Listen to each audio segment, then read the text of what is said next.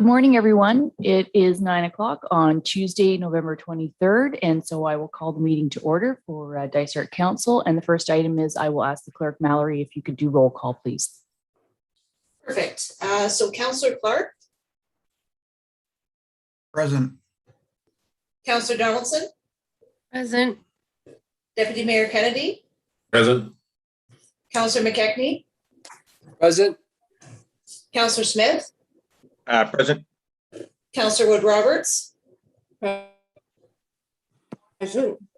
And Mayor Roberts. Present. Perfect. Thank you.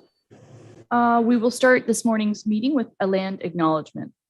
We respectfully acknowledge that Dysart et al. Is located on the Treaty 20 Michi-Segig territory and in the traditional territory of the Michi-Segig and Chippewa nations, collectively known as the Williams Treaties First Nations, which include Curve Lake, Hiawatha, Alderville, Scugog Island, Rama, Beausoleil, and Georgina Island First Nations. These ancestral homes are more than a place where the Anishinaabe hunted, fished, gathered, and grew their food long before the settlers' arrival. Indigenous peoples cared for these lands and waters and have welcomed us as their guest. We pay them respect by ensuring we continue to recognize their ongoing connection to the area and by supporting the health and integrity of the lands and community for generations to come. Next, I'll look for a mover and a seconder to adopt the agenda, please. Councillor Clark, and seconded by Councillor McKechnie. Be it resolved that the agenda for the regular meeting of the Council of the Municipality of Dysart et al. On November 23rd, 2021 be approved as presented. All in favor? Okay, that carries. And next, I will look to see if there is any disclosure of pecuniary interest. Deputy Mayor Kennedy. Good morning. I guess a reverse one. I've been accused of having a conflict of interest in the matter of places for people in the Wallings Road development. And so last week I contacted our integrity commissioner and I have filed the full response and report with our clerk. If anyone wants to see it, it is a matter of public record as far as I'm concerned. I'll just paraphrase here, but he speaks to both the Places for People project and the pecuniary interest in the roads work, commonly referred to as the intersections and whatever we're doing over there. In my view, your participation in the discussion and decision on the Places for People project and end quote, and the pecuniary interest in the roads work, back to quote, does not contravene the provisions of the code. As discussed above, you do not have a pecuniary conflict of interest, and your involvement in the Places for People project and the roads works is not an improper use of the influence of your office of deputy mayor. You may participate in these matters without fear of contravening the code. As I say, I paraphrased a couple of those sentences in there, but the full report is available, and I would encourage anyone in the public, or in particular Halliburton by the Lake subdivision, to read it. Thank you. Thank you, Deputy Mayor Kennedy. I too, in light of today's meeting and the two items on the agenda and other items that will be coming forth at the county agenda, I sought the advice of the Integrity Commissioner. As you stated, this is normally the time when councillors declare their pecuniary interest. So this is a little unusual that we are declaring that we are not. I too have a written confirmation from the Integrity Commissioner. So therefore, I will be participating in the two items that are on our agenda today, and I will be participating in them as we go forward. As well, Mr. Elston's report back to me is quite detailed, so I won't use the time to explain his full analysis. Again, that is going to be for the public record. But I would like to say to, especially to my fellow councillors, that I would never intentionally abuse my role as mayor or do anything to jeopardize the integrity of the municipality of Dysart et al. Or my fellow councillors. I take my role and responsibility very seriously, and I'm glad that we had the opportunity to reach out to the Integrity Commissioner, and he was very timely in his response back to us. So with that said, let's move on to the body of our meeting. And next up we have is an adoption of our minutes from the council meeting of October 26th. Mover and seconder, please. Councillor Smith and Deputy Mayor Kennedy. And I've run out of ink. Excuse me. Oh, I got it one. Thank you, Laurie. Just a minute. Be it resolved that council approves the minutes of the October 26, 2021 regular council meeting as circulated. All in favor? Okay, carried. Thank you. Next, we have mayor and deputy mayor update. I've decided not to update as I spoke just to the pecuniary interest, so I do not have anything at this time to update. Other than I'll just say there are some clinics popping up again here at the schools. Those are available for now. They'll be available for the children aged 5 to 11. You can log in on the regular portal. As well, I believe it's 168 days you are eligible for a third dose. And so anyone at those clinics are not just for children, but they're the next 3 Saturdays at the school. And this Friday night is the local Santa Claus parade here in town, courtesy of the BIA and the Haliburton Lions Club. So looks like we're going to have great weather for Friday night. Deputy Mayor Kennedy, anything to add? Not really. Thank you very much. Okay. So as soon as we open this meeting, we actually close the meeting to go into a public meeting. So I do need a mover and a seconder to just adjourn this regular meeting of council, please. Councillor Wood Roberts, and seconded by Councillor Clark. Be it resolved that council hereby adjourns the regular meeting of council at 9:06 a.m. to proceed into a public meeting to consider the following: a zoning bylaw amendment, draft bylaw 2021-86, which is file number D14-ZB-2021-01111, lands of Smith and Hamilton. All in favor? Okay, and that's carried. So we're now in the public meeting. And for those of you watching, I just need to find my papers. Good morning. This is a public meeting for one application. The purpose of a public meeting is to present planning applications in a planning forum as required under the Planning Act. The meeting and future public meetings will be hosted by electronic participation format only until further notice. Any oral or written submissions received in advance of the public meeting will be verbally read aloud at the time of the application is considered. Information regarding live streaming of the public meeting is available on the Municipality of Dysart et al. Website. Any persons who have pre-registered will have an opportunity to present or ask questions about the proposal. Please direct all questions and comments to via myself, the chair. No decisions are made at a public meeting, but a public meeting is held to gather public comments. The Planning Act specifies that if a person or public body does not make oral submissions at a public meeting or make written submissions to the Municipality of Dysart et al.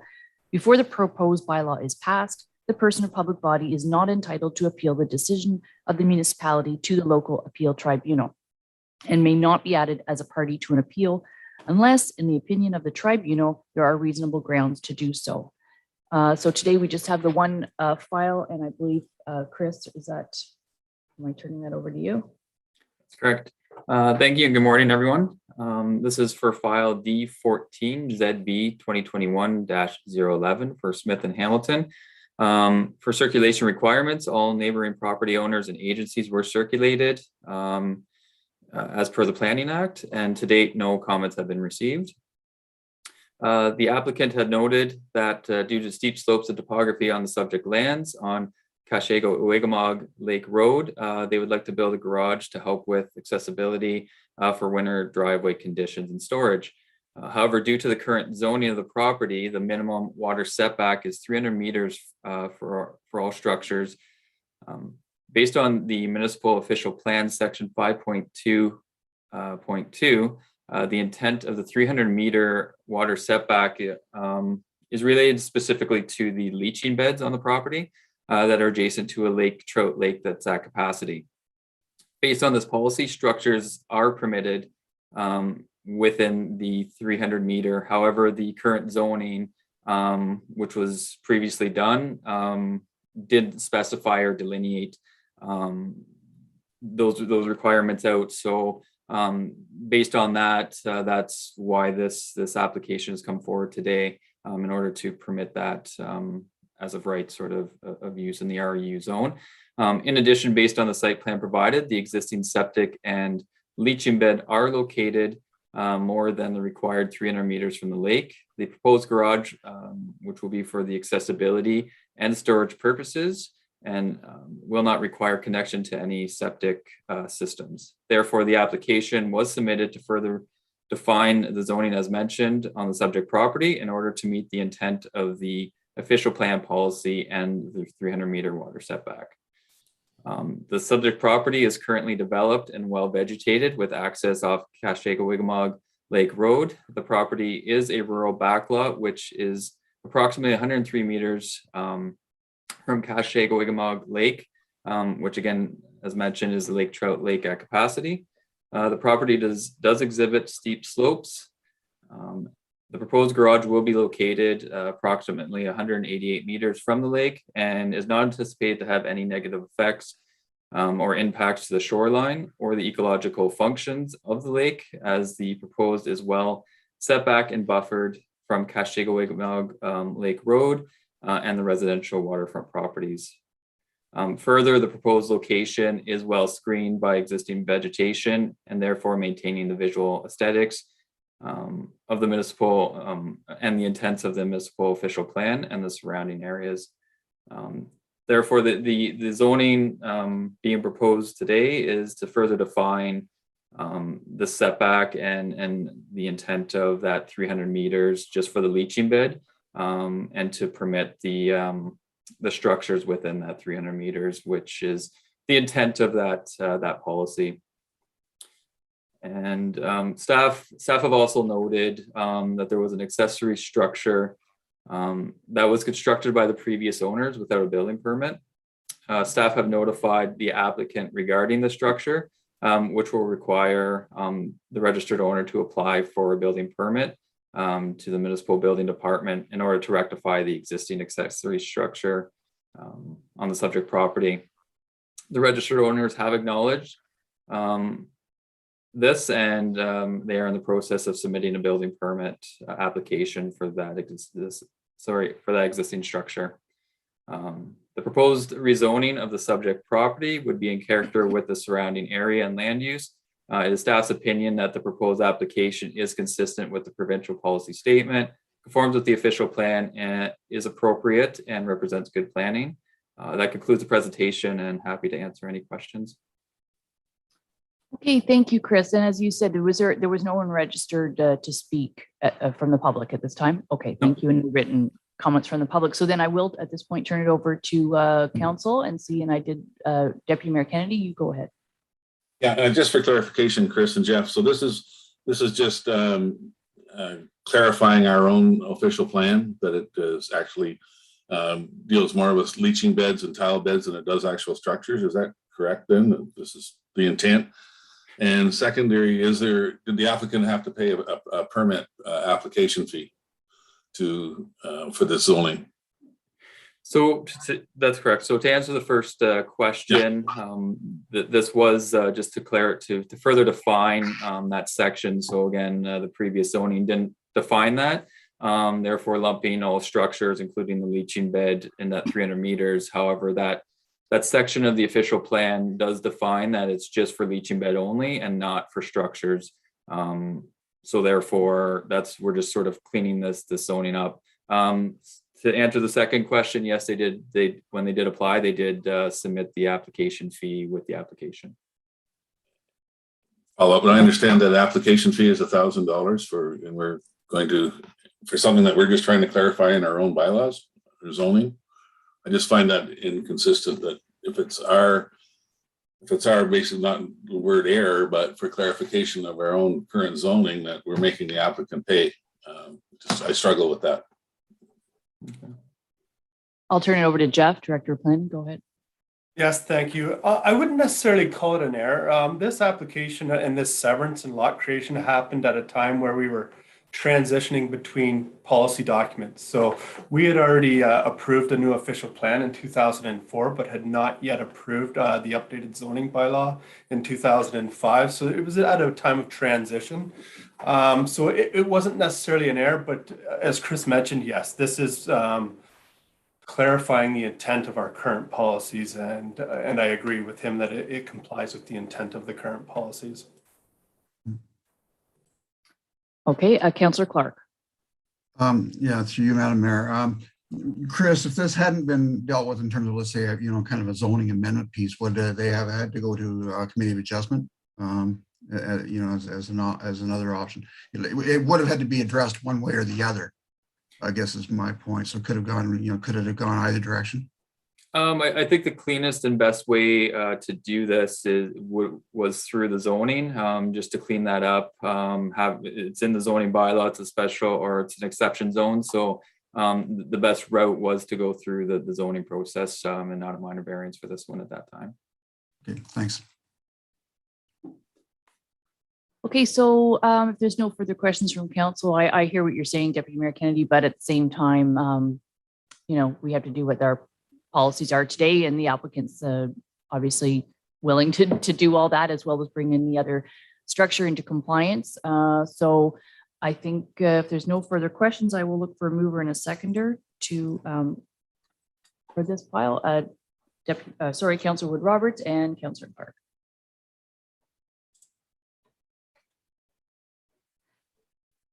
Be it resolved that the report for file number D14-ZB-2021-011, lands of Smith and Hamilton, which consists of part lot 6 and 7, concession 6, parts 1 to 3, registered plan 19R8169 in the geographic township of Dysart, municipality of Dysart et al., be received for information, and the council directs draft bylaw to be brought forward for consideration during its November 23rd, 2021 regular meeting. And the council recommends approval of the proposed draft bylaw 2021-86. All in favor? Okay, carried. That concludes our public meeting. So I actually need a mover and a seconder to adjourn. Councilor McKechnie and Councilor Smith. Be resolved that council hereby adjourns the public meeting at 9:16 a.m. And reconvenes the regular meeting of council. All in favor? Okay, and carried. So we are officially now back in the regular session of council, and we have 3 delegations today. So we will ask Lori if she can bring in the first delegation, Kate Hall and Sue Shikazi.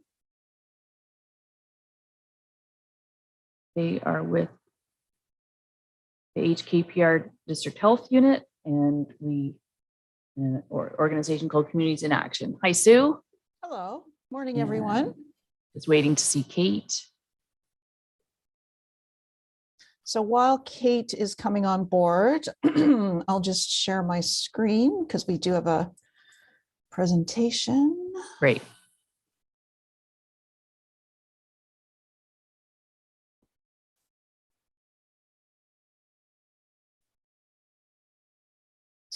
And Uh, can someone there- confirm that you can see that? It's all good? yes, we can see it. Perfect. Thanks, Sue. Go ahead. All right. So thanks, everybody, and thank you for the opportunity to speak with you today. I'll just give you a very brief background on Communities in Action. Kate and I are both members of this committee, which has been around since 2004 to promote, advocate, and plan for active transportation in Haliburton County. So we have had a number of initiatives over the years, created plans, and our representation has expertise in public health, in rural planning, economic development, seniors planning, and transportation and roads.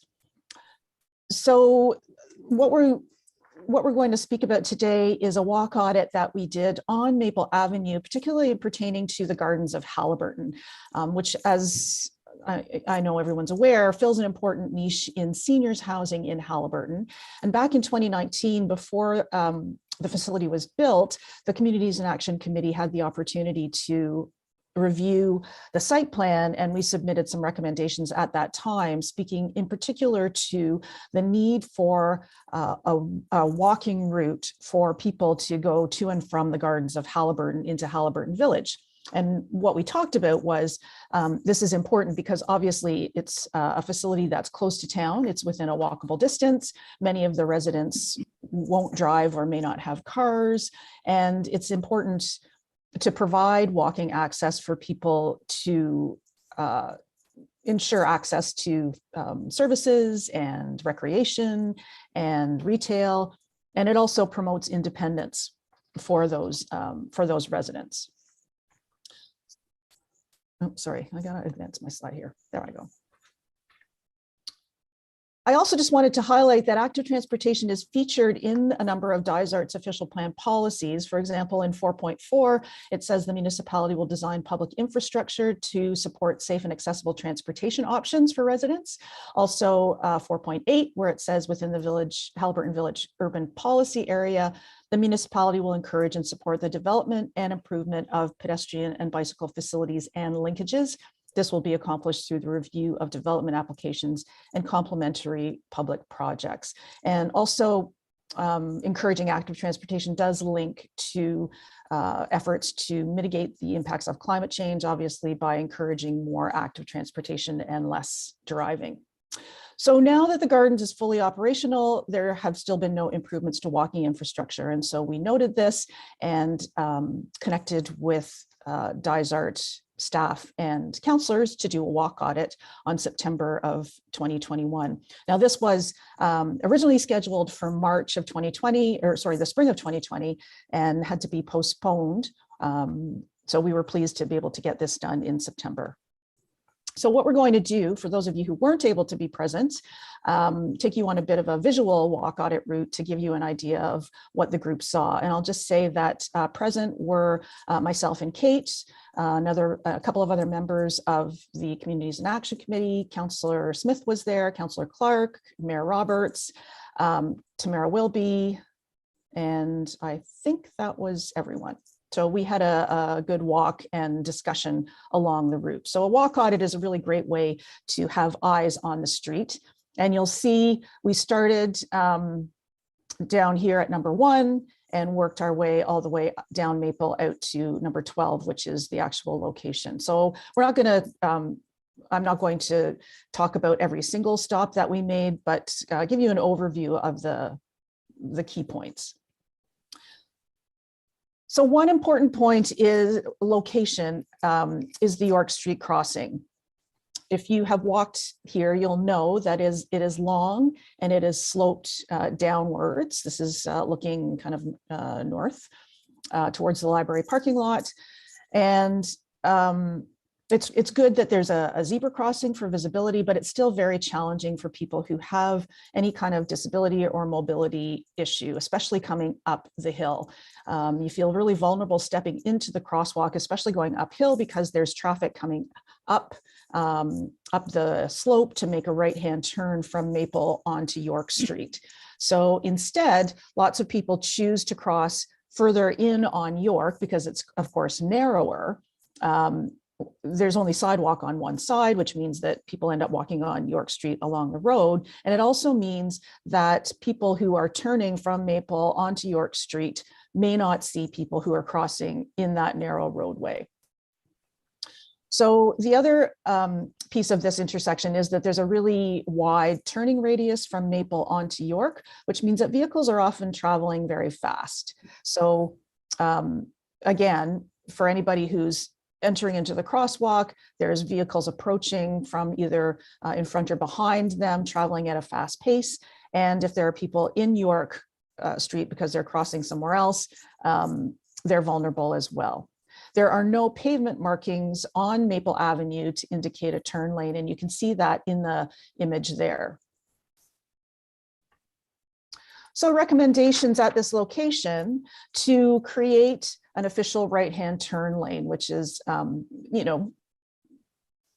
painting lines on the road to show that there's an actual turn lane, and then painting slow on the pavement in the turning lane, just as a reminder to people that they're approaching a crosswalk and they're approaching also like a side road that they should be traveling at a slower speed. Also, you'll note that there's vegetation at the corner, and to ensure that that's adequately cut back to improve drivers' view of York Street. Another problem at this intersection, that you'll see the beer store truck there, because of visibility and the slope of Maple Avenue at this spot, people typically have to pull out into the crosswalk to be able to see oncoming traffic, which again presents a barrier for people who are trying to cross the road. So moving further, a little bit further along, there is this trail. This is beside the library parking lot that goes between the library parking lot and the Drag River Trail. So we know that the municipality did do some maintenance here in 2021 to make the trail more visible, but you can see that there's still some further work to be done. This is a legacy of the high school project that was done a number of years ago. So the fence was installed, and there used to be interpretive signage along here about fish spawning in this section of the Drag River. So obviously the fence is in disrepair. So the recommendations here were to continue with rehabilitating this trail. Obviously it's a really nice location. Post some signage, directional signage, so that people know that this is a pedestrian route to get into Head Lake Park and to repair the fence. I'm going to turn things over to Kate to talk about this next location, which is the corner of Maple and Victoria Street. Good morning, everyone. So this corner has a new housing development, which is very exciting, coming on the northwest corner that will generate some more pedestrian traffic at this location. And of course, as we can see in the photo there are destinations right across the road that people may want to visit. And we do know that someone, unfortunately, very unfortunately, was struck here by a vehicle and killed in previous years. So we know that it can be a problematic area. Currently, there is sidewalk only on the west side of Maple. And so we see this as a really key intersection, particularly given the new housing development coming up. So there's also a trail to the Drag River and or other access to trails into Head Lake Park as well. Oh, slides mixed up here. Okay. So some of our recommendations here are, one that is key is to install a pedestrian crossover at Victoria Street. Providing this crossing for residents of the apartment building, Park Lane Apartments, for example, and the new development as well as others who may use that exit or entrance to access Head Lake Park. Would also serve to slow vehicles down coming in to town and going out of town. Again, as Sue mentioned, coming up the slope of Maple to where either there's the turn to York or the intersection at Highland. We want people to slow down as they're moving into that area. So this would require some curb cuts. None are there at present at any of the corners, and a look at what corners best accommodate in terms of a traffic study there. So that presents some real opportunities there to ensure better pedestrian safety in this area. Next slide, Sue. So what we are recommending is a level 2 type B PXO, which is very similar to the one that has been installed on County Road 21. So key features of this are a pedestrian activated signal. So unless someone is there needing the crosswalk, it doesn't impede traffic flow. Vehicle traffic flow, that is. Pavement markings are required. Also flashing rectangular rapid flashing beacons, signage as well, regulated signage as you see there of the white signage with the black image of the pedestrian crossing, and that drivers are required to stop until pedestrians are fully out of the roadway, meaning both feet are up on the sidewalk or curb. And so that is the type of crossing that we would recommend that council look into. It's push button activated, and of course we strongly recommend the we sign that tells people that they need to push the button in order to get the signal, because that does reduce frustration and increase compliance with using the signal. This is missing at the Highland and Maple crossing downtown there, and so you do see people missing that pedestrian signal in the one direction often, and getting frustrated and then just crossing when it's not their turn to cross. Next slide, Sue. Also, we noted a fair number of weeds and such along the way, along the sidewalks, in parking lots, in cracks and crevices, of course, around light standards there you'll see in that one image, and in the interlocking brick in places. And part of the one of the things we did notice further up too was some deterioration of the interlocking brick as well, which does cause some trip hazards. So we noted that some of these are transition points. For example, in the photograph here, where you have the barrier wall, on the right-hand side there is private property, on the other side is sidewalk, which is public property. And so it's often these transition points that become problematic and are really important in terms of negotiation with developers and such, as to who is going to care for what and what maintenance looks like. And so need to just, establish that as this development moves along. So it did get, the feeling that that the sidewalks could use a little bit of care in this area. Next slide, Sue. So heading north and west on Maple out of town, there is the paved boulevard on the east side of Maple that can be used, and certainly there are it does serve some businesses that are on that side as well. After that, only a footpath exists until the curve in the road there, and then that rocky outcrop really extends almost to the roadway, so it does block the area. So the existing boulevard does provide the space for an actual sidewalk or an enhanced walking space anyway, to more clearly identify it as the pedestrian space. But it's really that that curve there and that rocky outcrop that is problematic. Next slide. So then, approaching the gardens of Haliburton, after the crossing Sunnyside, there's the footpath does continue. There's a short section of sidewalk that leads to the gardens entrance. So it sort of picks up after Sunnyside there on that side of the street.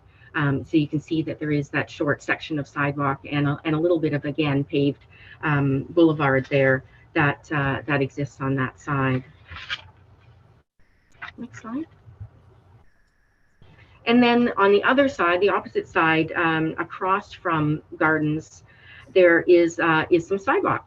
And as you can see, again, it could use some care.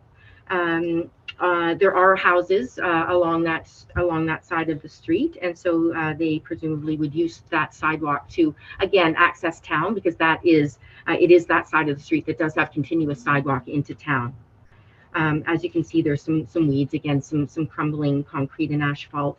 It is narrower likely than our current regulations around accessibility.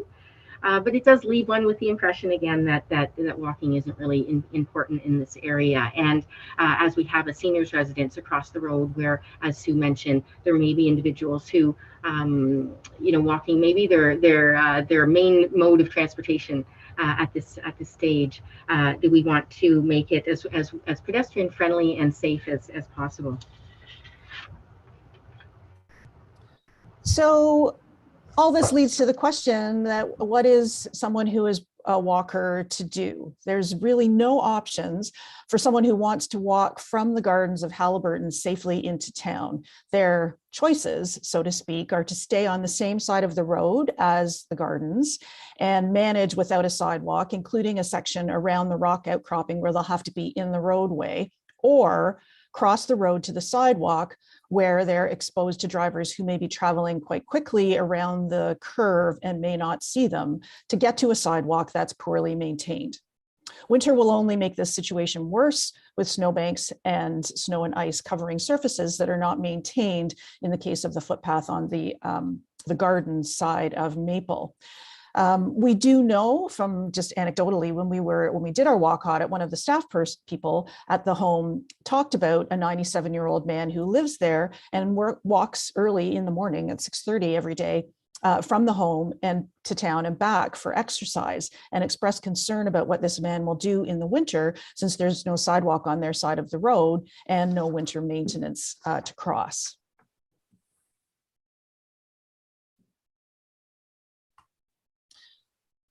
So some recommendations that came out of the walk audit from the group. One is to designate Maple Avenue from the gardens to Highland Street into the village, a community safety zone, which reduces the traffic speed and also increases fines. Another thing is to implement traffic calming measures. We did at the end of the walk, we talked about, do you find this walk pleasant? And virtually everyone said no, because of the traffic volume, but also the speed, which makes it noisy. And, just it's not a very pleasant walking experience along Maple as well. And so slowing down traffic, while it doesn't change the volume, has the impact of changing the walking experience by reducing the noise and just, you feel a little bit less exposed as a pedestrian walking beside a street where traffic is traveling more slowly. So I'm going to give some examples of that in a little bit. Mayor Roberts indicated that an engineering study had been done to explore the feasibility of a sidewalk on the garden side of Maple, continuing to Victoria Street, where the pedestrian crossing could be installed, as Kate described, to connect to the existing sidewalk. This would provide a route into downtown Haliburton or into Head Lake Park. And there was general agreement among those at the walk audit that this route does make the most sense because there is existing space over on that side of the road, with the exception of the rock cut. And there's really the installing a crosswalk along the section of road right by the gardens is really difficult because of the sight lines and the curves in the road.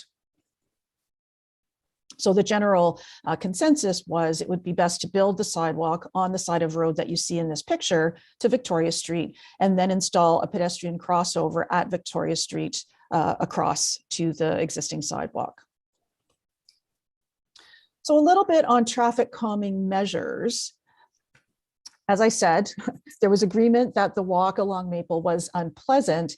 And so it's an opportunity to consider how to make this section of Maple Avenue a more complete street. So a complete street really means that planning considers the needs of all road users, beginning with those who are most vulnerable. So that means people walking, and in particular, those who are most vulnerable, such as older adults and young children. And if you can make the street safe and accessible for those age groups, it's going to be better for everyone.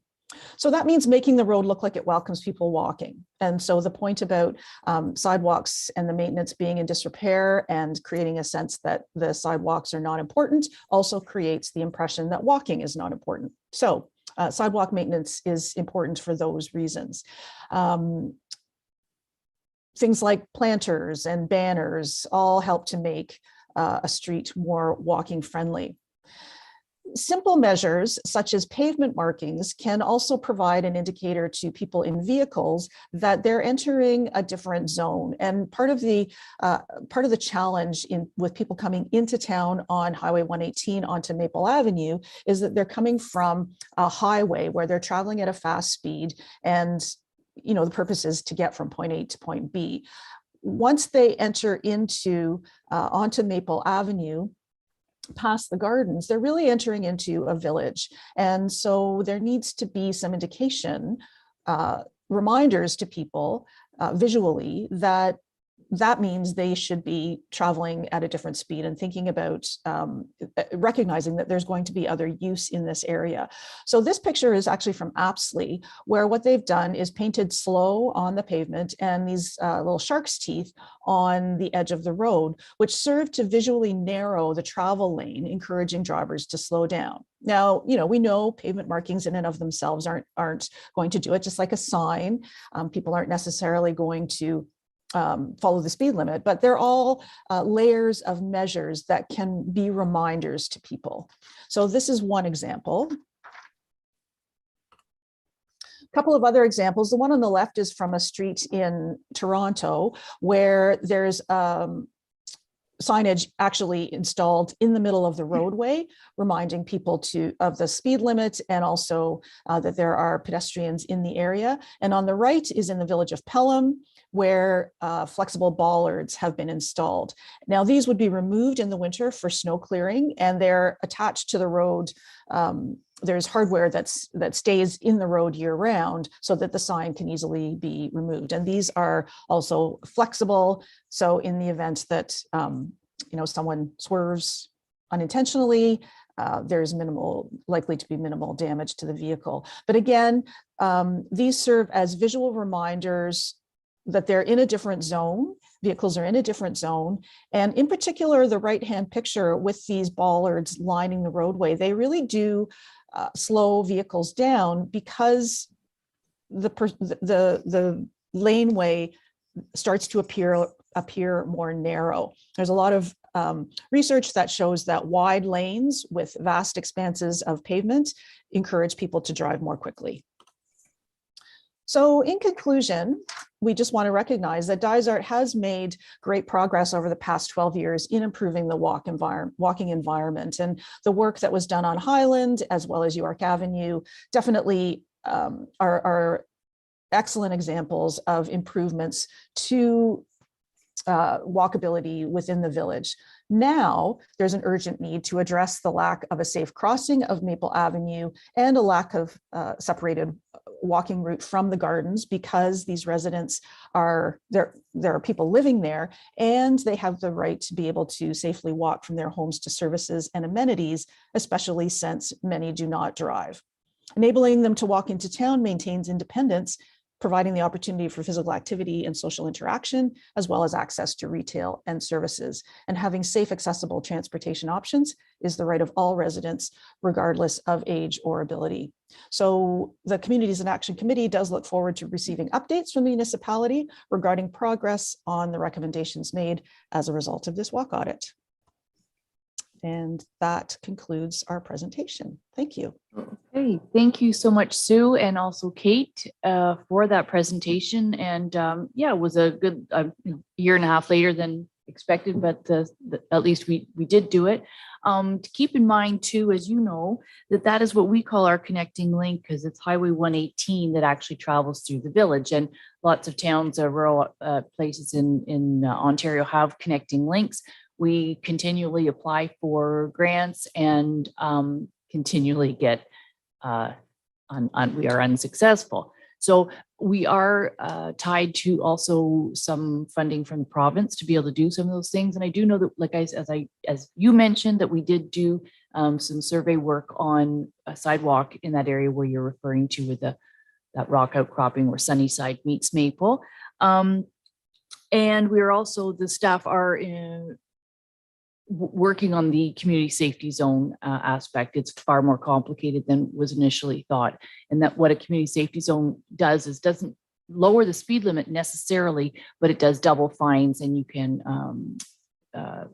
ask for, extra OPP enforcement. And so in any kind of a community safety zone, it's a normal traffic fine gets doubled. So we do know we have some work to do. We don't have a lot of time for questions, but I will turn it over to see if there are one or two questions if possible. And then I think we should leave it with staff. I know Rob Camelon's been listening in, and some of these things we can either talk about at budget or as we go forward. So any questions from councillors? Okay. Thank you. It was a good exercise. And so I do have a motion to receive, and we can be either discussing this at our first budget meeting and find out where we're at with some of those things. And I know myself as a walker and a cyclist in and around town, it really is important to have those safe routes.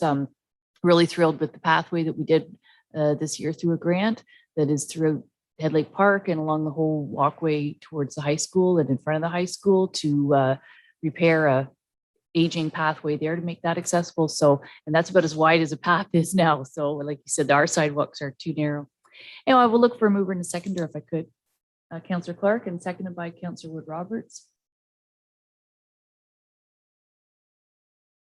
Be it resolved that Council acknowledges receipt of the presentation from Kate Hall and Sue Shikazi detailing recommended active transportation improvements to Maple Avenue from the Communities in Action Committee. All in favor? Okay, and that's carried. Thanks so much. Thank you. Okay, so we'll move right into our second delegation, which is Pamela Marcells from, she's the chair of the Friends of the Rail Trail. Pamela's already up on screen. Morning. Good morning. Thank you, Mayor, Madam Mayor and Dysart Council for this opportunity to speak to you today about, where do I find the share screen? There we go.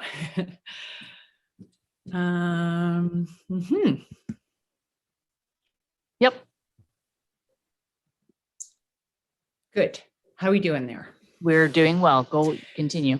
The Active Transportation Fund is funding announced way back in February by the federal government, offering $400 million in the first time ever funding specifically for walking and cycling.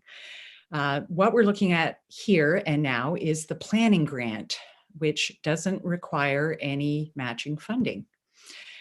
This is the connecting link between the rail trail and Halliburton Village.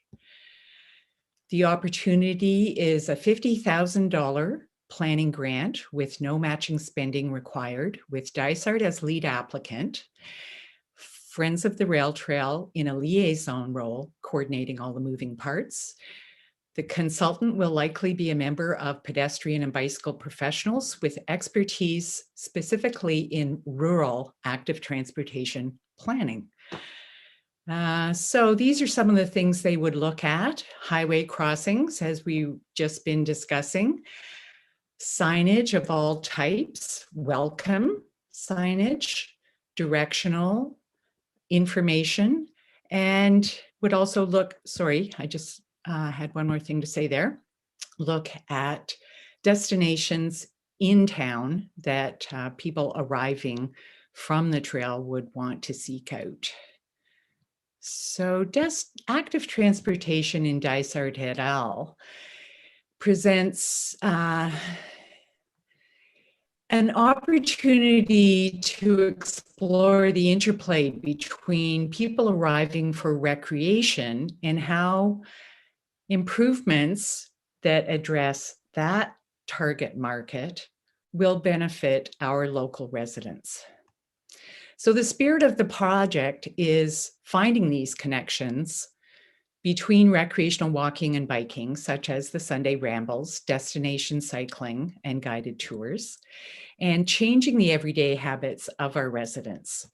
If you make walking and biking easy and fun for short trips, you can just fit more people in town without cars, which leads to more spending with less traffic congestion and need for fewer parking spaces. Touring cyclists will,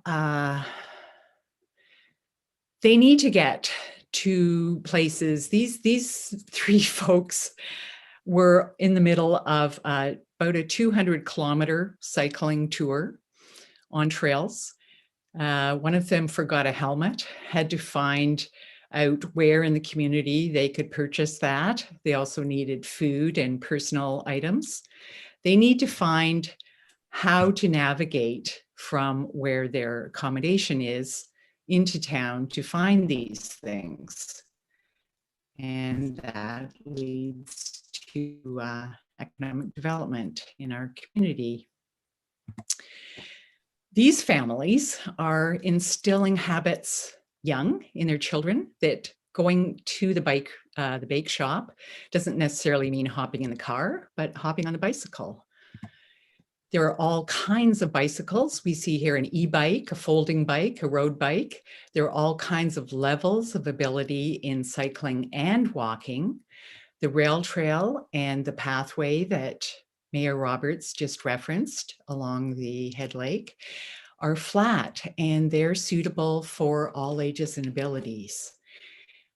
Sue mentioned planning for young and old. The 880 test that urban planners use is, would I feel comfortable allowing my 8-year-old child to make this crossing on their own? or ride this trail or pathway or route through town. And similarly, my 80-year-old granny. So if you can address those needs, you've addressed planning for all. Sorry, I can't read what my slide says here because I've got all your faces there. I just need to adjust there we go. The project will survey all existing and planned initiatives and investments and look for ways to connect them seamlessly by walk, bike, wayfinding to leverage the value of the independent assets.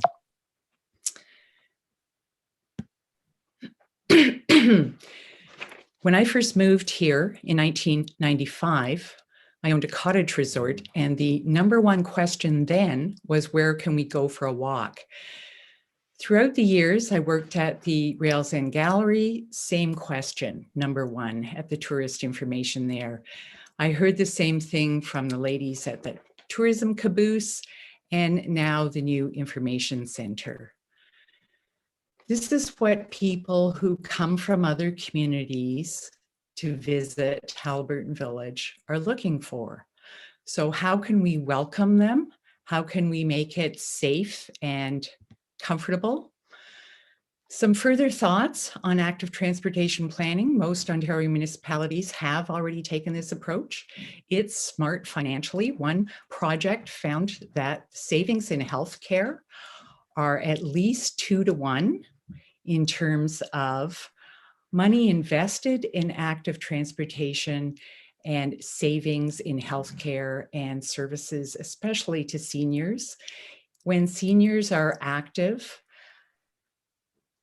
fit, and meeting out in the community, they have less loneliness, depression, they're staying healthy, they can stay in their homes longer, and this reduces the need for spaces in long-term care facilities. Active transportation is a catalyst for new types of businesses. An active community is vibrant and attractive and improves quality of life for residents. Instead of driving to the art show in Donald, someone could choose to bicycle along the Haliburton County Rail Trail, stopping at the Little Tart, and make a memorable day of it rather than just getting in the car. With more confidence, biking to Abbey Gardens then becomes conceivable. So what are our next steps? Dysart agrees to be lead applicant for this funding if it's awarded. Fort helps in convening stakeholders to prepare the RFP for consultants. Once the project team is established, they will facilitate workshops and opportunities for stakeholder and public participation in shaping the scope of work. And then the deliverables from the project will prepare all the community partners, including the municipalities, for implementation as appropriate within budgets or with future funding. And in closing, then Dysart will be ready to walk and roll. Thank you for this opportunity, and I welcome any questions either today or if you're short on time, please feel free to reach out to me following these communication. Okay, thank you, Pamela. Thank you. There's a, excuse me, a couple times where it just lagged a little bit, but we did hear all the presentation. I certainly did. I'm sure other counselors did. I commend you for putting this proposal forward. I'm not sure if through Tamara that I would see, like, what staff, how would we work this at present? What's in front of me is a resolution just accepting the acknowledging the receipt of the presentation, but not on a go forward. So what would be next steps needed then? Okay, we've started looking at it just at a very preliminary level internally in terms of the grant. And Pamela's right, there's 50,000 available, 100% funding for the planning portion of this grant. There's also a capital portion that provides 60% funding up to $50 million. So we're going to look at that internally to see if that matches any projects we've been looking at as well, or any opportunities. We just haven't had a chance yet with it being so new, but it does. Jennifer Covert, as our new procurement person, has looked into some of the basic guidelines anyway, and she's determined that there's no limit on the number of applications that can be submitted. Multiple planning and or capital projects can be submitted during the same intake. And as Pamela noted, it's not open yet, but we're preparing for it to be open. So I don't necessarily see that this would jeopardize anything that we might want to do internally, if that helps. Okay. I guess at this point, I'll turn it over to see if there's other questions from other councillors, and open it up to the floor. Councillor Smith, go ahead. Thank you, and thanks, Pamela. A good follow-up to the telephone conversation we had back. Madam Mayor, you mentioned the resolution basically just to receive this report or presentation. Would it be appropriate to amend that to have staff kind of complete the investigation and report back with a recommendation on the possibility of serving as the lead applicant here? That's what I was suggesting, and that's why I turned to Tamara first, because otherwise we just receive and then there's no follow-up, and I wasn't sure what, this could be a really great opportunity for Dysart. I walked that route with you, Pamela, and so not sure what could come of it, but it's certainly, I would like to take it the next step. Councillor Smith. Yeah. Did you want to follow up? I'd be happy to move it that way then. I think that makes a lot of sense to at least complete some further investigation and potentially get a grant application in to at least complete the planning, so we could understand maybe before us as a possibility, and then funding for that that capital stage. But at least let's get a plan developed. So if you'd like that motion amended accordingly, I'd be happy to move it that way. I think there'll be support for that, and I'll let Mallory work on that. And while she's still working on that, I'm going to turn to, I believe it was Deputy Mayor Kennedy and then Councillor Clark next. Yeah, thank you. And thanks, Pamela, for the presentation. You asked the question in there, where can I go for a walk at the Welcome Center? And I believe we have the tools already in place. If I looked at a quick Google search here, a county website has the active transportation maps that are available. County Road 21 Highland Street, Portrait and Active Neighborhood Plan that was completed in 2017. And you referred to the Communities in Action Communities Guide when you mentioned walk and roll. So that's already in place. I would like us to take advantage of the capital projects, and given the content of the previous presentation, I can identify a number of areas where the capital could be put to immediate good use. So I would ask that staff further consider, and I'm glad to see our procurement person is looking into opportunities as far as the capital. It covers a lot of things, including things that you're actually asking for. And I have a struggle when we're going to apply for $50,000 and we don't even know what the budget is yet. Any grant application I've been a part of, we usually try to come up with a pre-planned budget and well-defined goals. So I'm still having the struggle, Pamela, with your presentation, but would welcome further discussion either at budget time or from staff report back. Thank you. Thank you. I'm going to turn to Mallory first before Councillor Clark, if you don't mind, because I think she has something to add. Oh, and I just want to bounce off Tamara too. So we could direct staff to meet with Friends of the Rail Trail and return to a future meeting with a report detailing the proposed grant applications, that we have more information. And then we could also direct that other potential projects be brought to the table at future meetings. I don't know if that makes sense to you, Tamara, but she's got her hand up, so. Yeah, I would just add to that I'd like to suggest that I know that it be turned back to Pamela to perhaps create a draft that staff can look at. I think we've got pretty limited time for meetings coming up and so forth. But I think, to Deputy Mayor Kennedy's point, she understands best what she's trying to get out of this 50, out of the planning portion. So perhaps if Pamela could draft it up very succinctly and looking at what the goals are in the budget, as Pat noted, then we could take that and report back fairly quickly, I think, in terms of whether council recommending something for council. Okay. And I Councillor agree Clarkson- on the capital part as well. Yes, I think there's two opportunities here, although Pamela, you're presenting something, it's getting our creative juices flowing to also think of other things, but Councillor Clark's been waiting, so go ahead. And thank you for the presentation, Pamela. It's very, very timely. I think there's some great opportunity, especially with the initial planning piece, and what it does is it enables us to, kind of support what we've been doing around some of the parks planning. Also, what we need to do around some of the, the crossing or walkability within the village.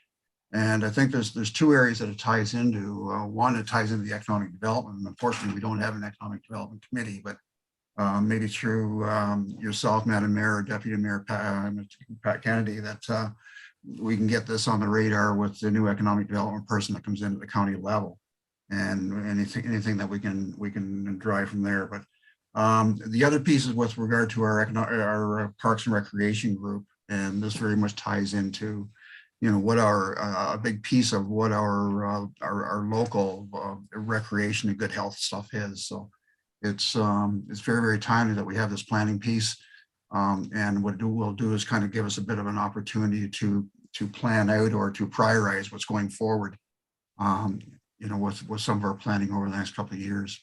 Thank you. Okay, thank you, Councillor Clark. Mallory, what I'm going to do is ask if you read the resolution that you've added to, and then Councillor Smith, I'll look to you to see if you want to move it. Sure. So I've edited it again, so I hope it makes sense. So be it resolved that council acknowledges receipt of the presentation from Pamela Marcells, Chair of Friends of the Rail Trail. Pamela, is your last name Marcells? Am I saying it right? You can say it anyway. Okay. Chair of Friends of the Rail. Okay. Detailing Infrastructure Canada's active transportation funding opportunity, and further requests that Pamela draft a detailed grant proposal for council's consideration, and further directs that staff return to a future meeting with a report detailing this proposed grant application, and further directs staff to return to a future meeting with a report detailing other potential projects the advisor could apply for under the federal active transportation funding. So it's long, but Pamela, are you okay with that? Because it does mention you in the Absolutely. resolution, not just receiving. Absolutely okay to work with staff. We'll follow up. Councillor Smith, are you satisfied with to move? So Yeah, moved. I'm good with that. Thank you. And seconded by Councillor Clark. I'm not going to ask Mallory to read it again. I'll just call for the vote. All in favor? Okay, now that is carried, and thank you. And yes, the two presentations, the two delegations are quite timely altogether. And I remember that line from 8 to 80. So we all and anything in between to make sure our areas are safe. I also just want to note before we say goodbye, Pamela, is that the one photograph you took of the pedestrian button that is at the corner of County Road 1 and 21, I'll maybe show that to county staff so that they can put proper signage in a new button. Okay, thank you. Thank you. Okay. Thanks, Pamela. We'll move on to our third delegation. And we'll bring in Tim Nagus and Daryl Stamp from the Halliburton by the Lake Property Owners Association, of which I already stated I am a member. Just so the public know that. There was a letter included in our agenda. So I don't think Tim's going to read that. I see Tim. Is Daryl joining you today? Yes, I believe he should be signed on. And there he is. Okay. Yeah, we just had to bring him in. Okay, welcome, gentlemen. And I'll turn it over to you to speak to the council. Good morning, Your Worship, Deputy Mayor and Council. As was stated, my name is Tim Nagus, and I am the current president of Halliburton by the Lake Property Owners. Today, I'm not speaking specifically to the membership of HBTL, but the committee who has been formed on their behalf to explore the development of Wallings Road. Daryl Stamp is with me today to hopefully fill in any gaps that I might miss. I would like to thank you for the opportunity to come before council today to express our concerns and our opposition to the opening of Wallings Road into Halbium Crescent. In 2020, we became aware that there was a proposal for a housing development on Wallings Road. Of late, it has also come to our attention that the M&R property has also sold, and there may also well be potential for another housing development. In 2020, we approached the mayor and asked about whether there was a plan in place or being considered to have traffic enter into Halbium Crescent. At that time, we were told that there was no plan. That information was provided to the residents of the HBTL community, which at that time allayed any fears that they had that we would see an immense increase in traffic within the subdivision. Over the past year, there's been a great deal of attention given as we became aware that there is a housing development in the process of being approved, and of course, the possibility of that second development from the M&R. There is a report from 2017, which clearly indicates that even back at that point, there was plans in place to explore whether Halbium Crescent would be an option. And again, like I would say here, is in 2020, we were still of the belief that there was no plan for the traffic to be routed off of Wallings Road into Halbium Crescent.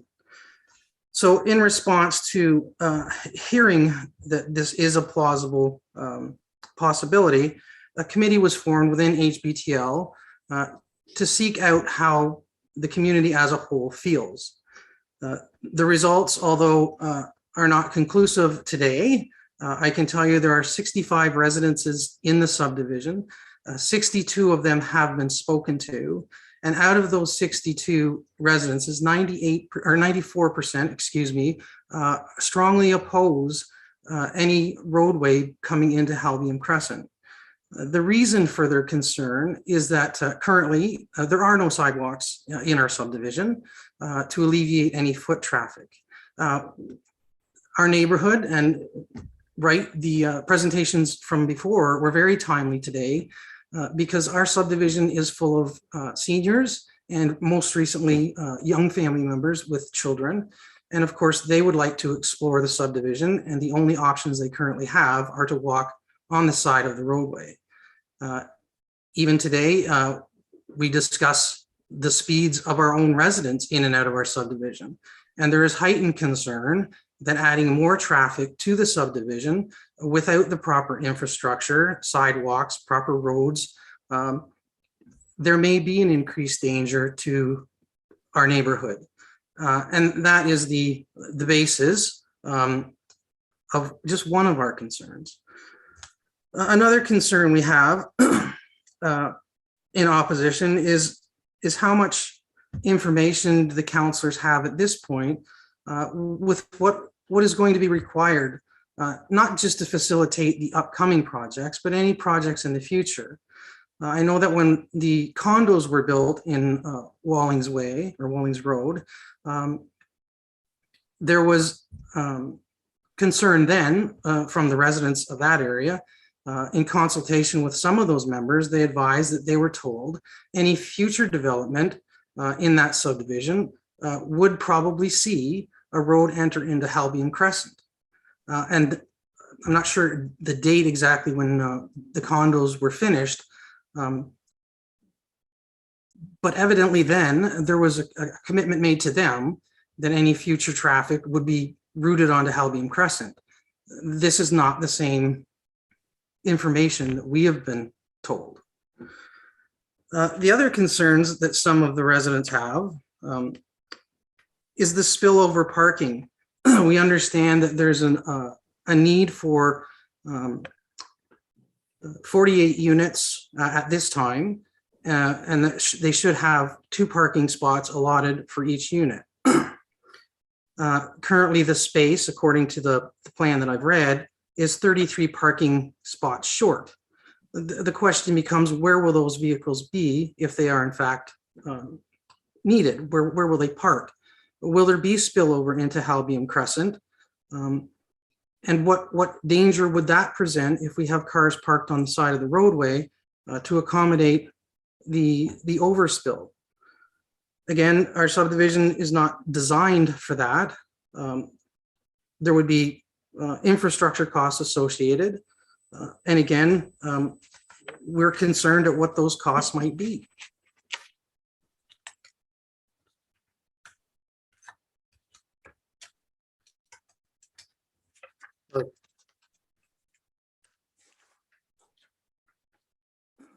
Other questions presented by the committee is the water supply. Will there be an impact on the existing wells in that area? Will there be an impact on Halbium Crescent wells? Is there any plan in place to provide community water for any future development in the subdivision? In addition, we have concerns about sewage treatment and the capacity of the current sewage treatment plant.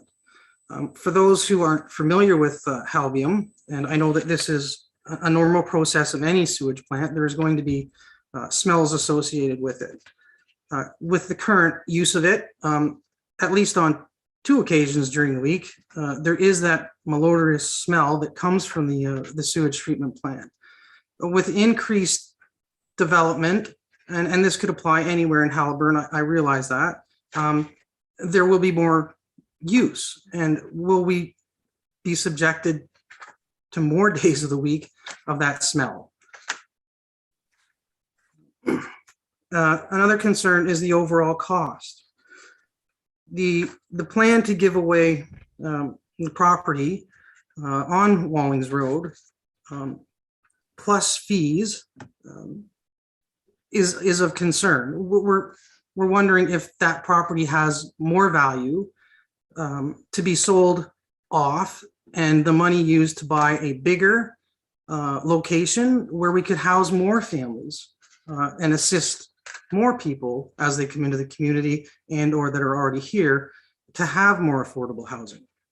So again, location is another issue. The environmental impact, we're wondering what studies have been conducted and what studies will be conducted.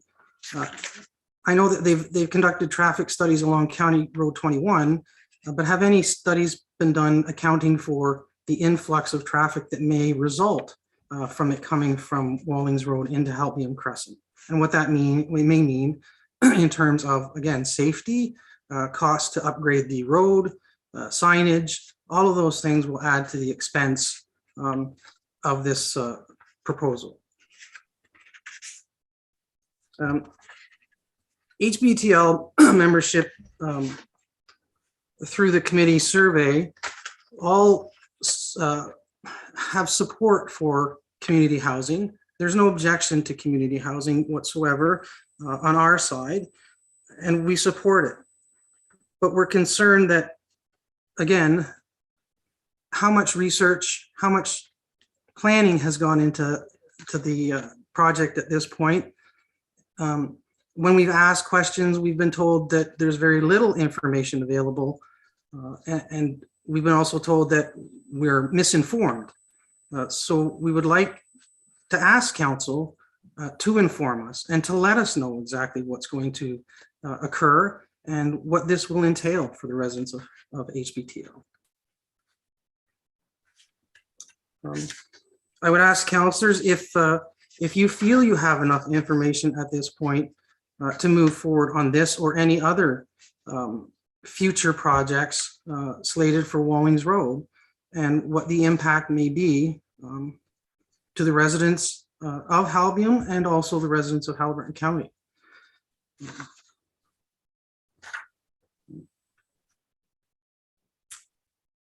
A petition has been circulated, and once that is complete, we will forward that to council as well. I'm hoping that we have 3 more residents that we want to contact with respect to the survey. And once every person in the community has had an opportunity to express their views and their concerns, we will also forward that to council as well. Daryl, is there anything you'd like to add? Just unmute, Daryl. Just hit unmute. Good? Yes. Okay. No, I think you've covered everything, Tim. I would just summarize by saying there is a great concern by almost all residents of the traffic being rerouted through here. Main reason, of course, is safety. Tim mentioned that the roads are narrow. We don't have safe places to walk, and traffic does travel sometimes too fast in here. We have a couple of blind corners. So I think that's the main concern. And then also at the intersection getting out, we have a problem now getting out onto County Road 21. And that would really be exaggerated if we, or increased if the road is put through here and no light is put down there at Halpine. That's all for now. Okay, thank you, gentlemen. And I just want to make a couple comments to start, and then I'll open it up to the floor for questions. For the Wallings Road development that we're talking about at the Places for People, the municipality still owns the land, and it was our proposal to have all traffic come in and out of Wallings Road. And so that is what I was referring to, and that's what I believe you were referring to. So Dysart undertook to do a traffic study on its own, knowing that the county had the ACOM study, corridor study from 2017. We had an independent study, and we found out in September, early September of this year, that the county does not support our study. And therefore they want to, our study basically did mitigate risk, but it did not eliminate risk. And the county wants to follow their ACOM study. 2 weeks ago at County Council, I asked for an item to be added to the agenda, that the county staff come back and ask what can be done. Can we go back to ACOM and look at other alternates besides a full closure or a partial closure of Wallings Road? So that will be coming to a future County Council meeting. But the ACOM study is what the county is hanging their hat on in terms of the road work. So I actually would encourage your organization to be contacting the county as well in advance of that. A lot of your other concerns are things that do come out in the planning process until we actually have an application forward, whether it's by Dysart or by XYZ company. That is at the beginning of today's meeting, we had one item, wasn't very controversial, but we had one item in the public planning meeting this morning. And that's the opportunity where those concerns in terms of sewer and stormwater management and parking, environmental impact, all of those things have to get addressed during that process. And I have chaired in previous terms of council, I have chaired the public planning meeting, and those are, I've sitting in this room with I had a full house in the days when we could meet in person. And those meetings sometimes took 3-4 meetings before the proposal came forward and adjustments were made according to the concerns of the public. So it is our obligation to listen to the public, those concerns, and that was going to happen. This is just slightly premature that, but in terms of the road work, we are bound by the county's comments at this point. So I do want to turn it over to the rest of council to see if there's some questions for these gentlemen. And if not, we do intend to keep this project going forward and to keep you informed and to continue to have conversations. So I'll look to see if there's any questions from councilors at this time. Okay. Any further comment from Tim or Daryl on this? I would like to say that we're aware that there is a planning process and that the public will have input whenever that, whenever everything comes forward. But we wanted to, let you know at this point that we do have legitimate concerns, and we would like those to be addressed as it comes ahead. Absolutely. And I believe now that you're on record with planning department. So anything, anytime this area, there's an agenda item that you get informed in advance. You don't have to be searching to see if it comes on a future council meeting. Okay, anything, Councillor Smith? Just quickly, Madam Mayor, and not a question to Daryl or Tim, but to emphasize to them, as I think you've already said, no final decisions have been made here. This is still in an information gathering stage. We've got questions ourselves as councillors, and the process that's underway will gather answers for those, and we'll all have a chance to judge at that time when all of the analysis and information has been gathered, the effectiveness of the proposal. But we need to build housing somewhere. There's no greater, more urgent need in our community than additional housing. And it seems every week I pick up a paper, there's a group saying, well, you can't build housing in my neighborhood. We got to build it somewhere, and it needs to be, close to the village. So it's a walking distance for at least some people, or an easy drive. And so I'd encourage you to have confidence that, in the end, the information will be out on the table. Council will have a chance to consider all of that. And I believe and hope that, we'll have that information and make the right decision then for our community, considering all of the needs, as I said, including the urgent need for housing. Thank you. Thank you, Councillor Smith. And not just the walkability, any multi-residential facility or building like this has to be on our sewer system. Unless we start expanding the sewer system, that's where the existing sewer system is. So there. Okay, seeing no further questions, I do need a motion. I just have a comment. Oh, sure. I'm aware, and I think most people are, that you have 4 projects proposed in proximity to the village: the student housing, this proposal, the M&R property perhaps, and also the Harbor Holdings. Those are all within the watershed of Kashagawiggamog Lake. And I think we need to be aware of the impact that all of these projects will have on the watershed. So I hope the council addresses that moving forward. Thank you. Thank you, Daryl.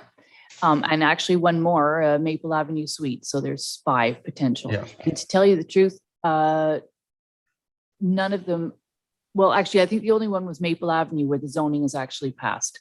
So all of them are in those preliminary stages, but as Councillor Smith mentioned, housing is in a critical state here.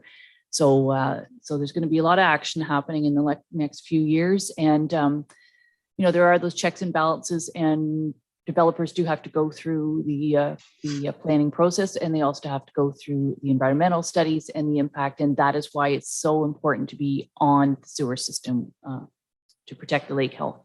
Yeah. So I will look for a mover and a seconder if I can to receive the delegation. Anyone? Deputy Mayor Kennedy and Councillor McKechnie. Be it resolved that council acknowledges receipt of the delegation from Tim Nagus and Daryl Stamp regarding their concerns with proposed developments on Wallings Road. All in favor? Okay, and that carries. Thank you. Thank you, gentlemen. Thank you. I'm going to turn to council to see if this would be an opportunity to have a 15-minute break.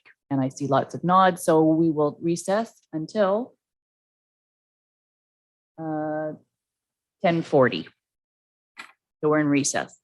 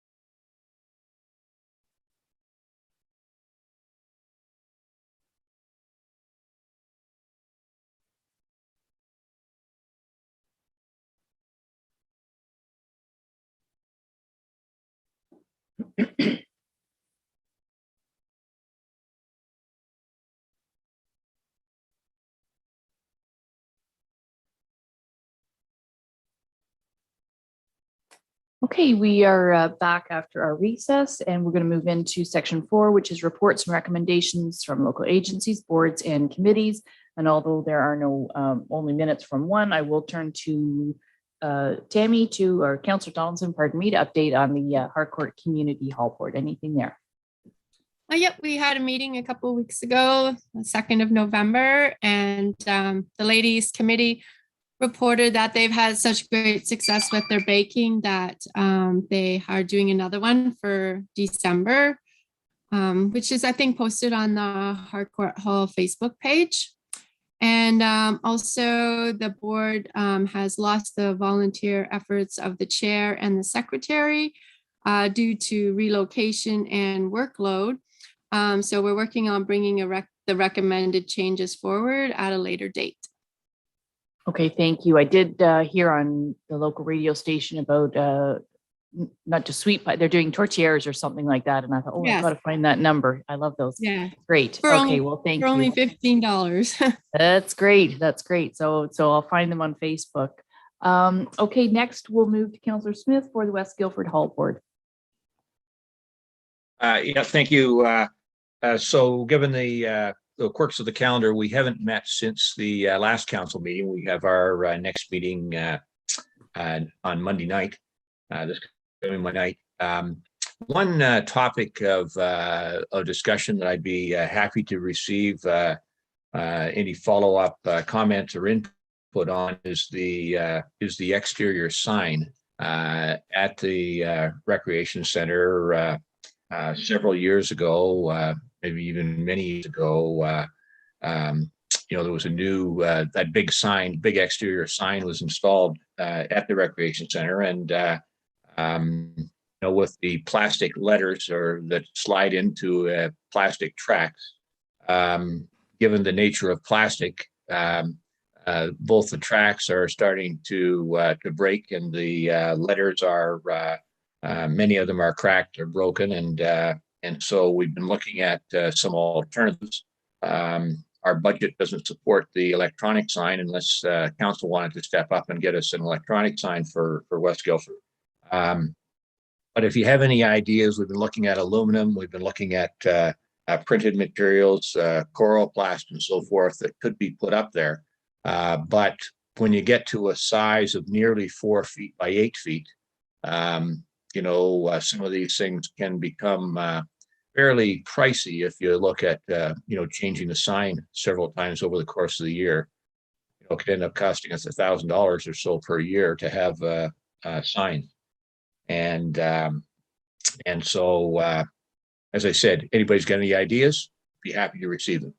Thank you very much. Thank you. I'd contact Andrea Mueller because I know she's done an awful lot of research on different signs for things. So she may have the contacts of the companies that sell those types of signs. It is important, and they do a lot of events there. And even if it is not an electronic sign, it needs to be something that is easily read as people drive by there. That's a very heavy traffic area. Thank you. It does need to be easily read. We've been talking to a number of local print shops and so forth. The other challenge as the individual who has been looking after the sign in terms of putting things up over the last 3 years and taking them down, particularly, now and for the next, 4 months or so, climbing up a ladder and trying to install plastic letters in a track that's got frozen ice in it is challenging. And maybe not safe. So thank you for that. But I know they are moving forward and have lots of, bookings there. And there was a plumbing issue, but that got repaired. So that's good to know. Okay, thank you. The pickleball is very active now. There's groups in there, it seems like every day. And so that's, that's encouraging. It doesn't generate huge amounts of revenue, but it is some. Yep. And it's great to have the facility being used. I think that's more important. We know that community centers and things like that aren't meant to make money, but if they're used and used for the community, that's really what it's all about. So that's great. Next, we have Councillor Clark report from Rails End.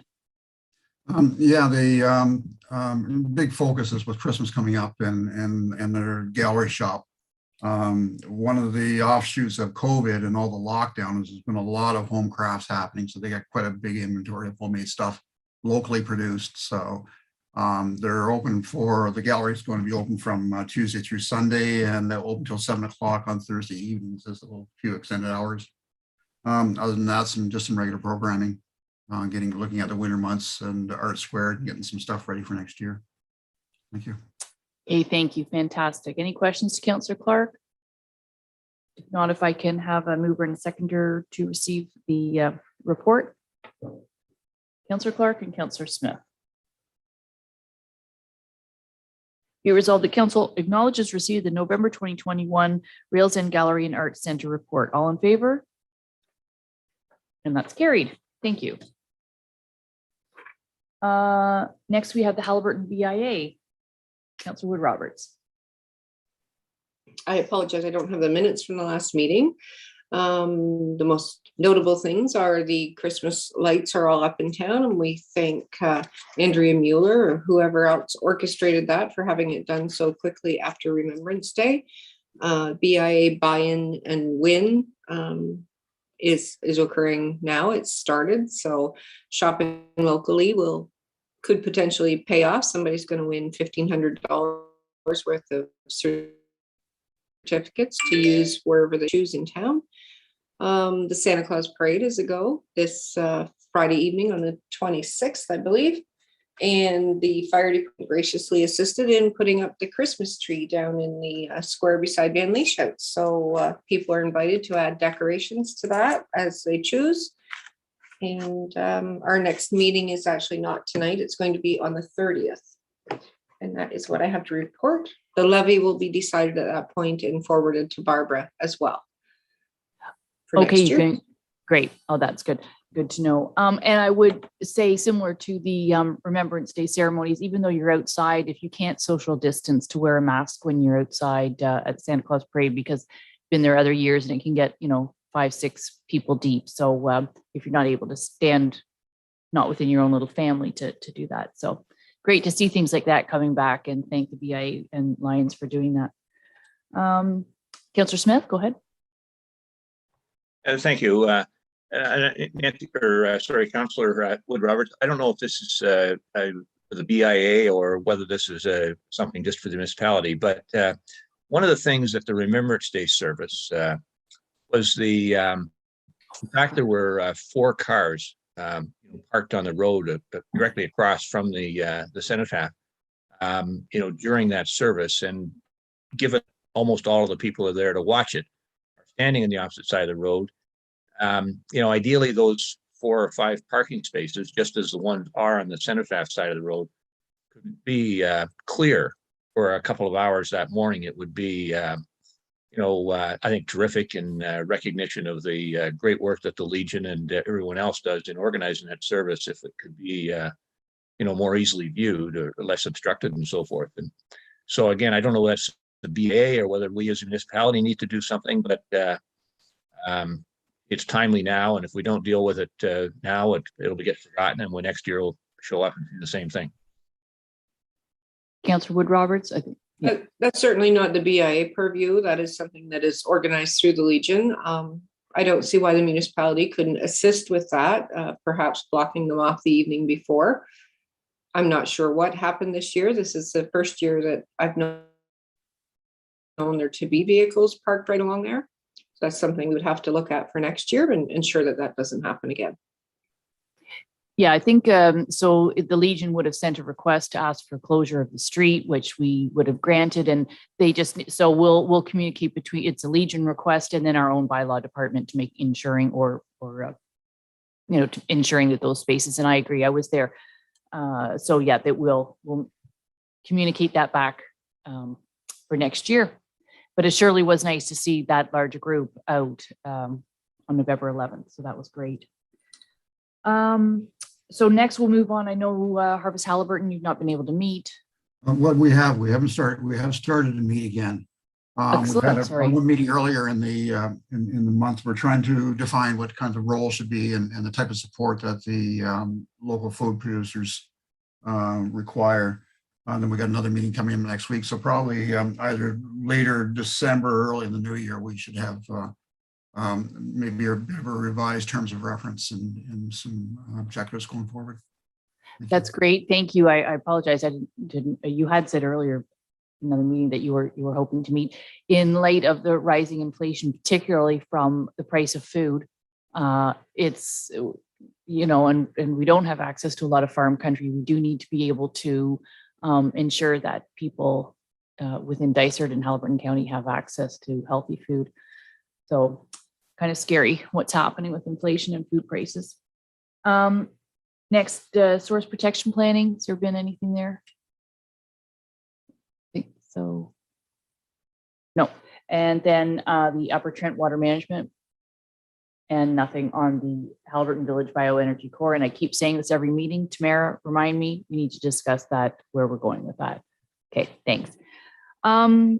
So that is that section. Next, we have the recommendations from the November 9th Committee of the Whole meeting. Any questions, comments in that section? And if not, I'll look for a mover seconder. Deputy Mayor Kennedy, and seconded by Councillor Wood Roberts. Be it resolved that the recommendations from the November 9th, 2021 meeting of the Dysart et al. Committee of the Whole be adopted by Council. All in favor? Okay, carried. Next, we'll go into administration, and that's Barbara and Mallory, or just Mallory? Yeah, so we reviewed all of these bylaws in draft form at Committee of the Whole. So unless there's further questions, we can start going through them and authorizing them. So none of these bylaws are actually new, which is good.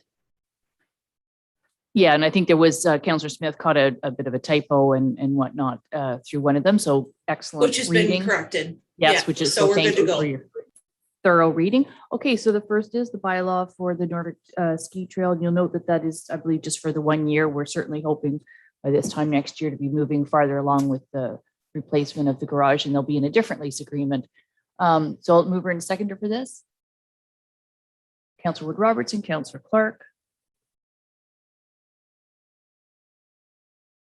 Be it resolved that bylaw 2021-80 being a bylaw to authorize the lease agreement with the Haliburton Highlands Nordic Trail and Ski Club storage building in Glebe Park be read a first, second, and third time, pass, sign, and the corporate seal attached thereto. All in favor? Okay, carried. And Councillor Wood Roberts, did you? I thought you're having a little bit of internet issue today, I think, because sometimes it's lagging, but I know you're good now. You're moving. Second is the Haliburton Highlands Land Trust lease. Mover and a seconder for that. Councillor Clark and Deputy Mayor Kennedy. Be it resolved that bylaw 2021-81 being a bylaw to authorize a lease agreement with the Haliburton Highlands Land Trust at 739 Mountain Street be read a first, second, and third time, pass, sign, and the corporate seal attached thereto. All in favor? Okay, that's carried. And next one is the authorization of a garbage recycling, construction, demolition, waste hauling. Mover seconder, please. Councillor Smith, seconded by Councillor McKechnie. Oops. Be it resolved that bylaw 2021-82 being a bylaw to authorize the execution of a garbage, recycling, and construction and demolition, waste, hauling, and processing services agreement with Doug Rowe Enterprises Limited, operating as Mid-Ontario Disposal, effective January 1st, 2022 to December 31st, 2023, be read a first, second, and third time, pass, sign, and the corporate seal attached hereto. All in favor? Okay, carried. And fees and charges is next. I'm going to move her and seconder for that. Councillor Smith and Councillor McKechnie. Would be it resolved that bylaw 2021-83, being a bylaw to impose fees and charges, be read a first, second, and third time, passed, signed, and the corporate seal attached here too. All in favor? Okay, it's carried. And lastly, is the execution to authorize the agreement for the Blair land donation. It's very exciting. Mover seconder for that. Councillor Donaldson and Councillor Wood Roberts.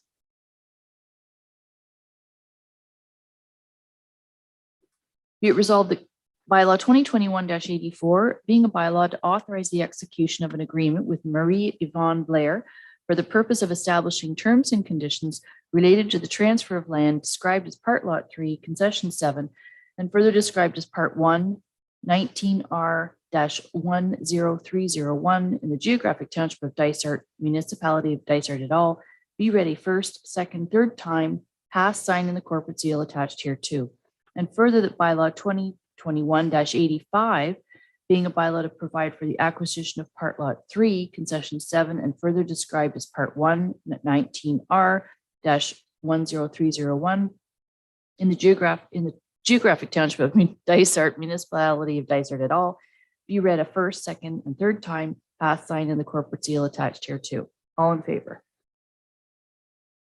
Okay, and that's carried.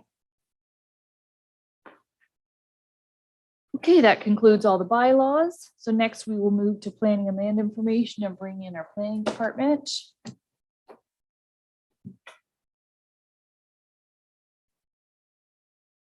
First item is the bylaw for the file that we heard this morning at the public meeting.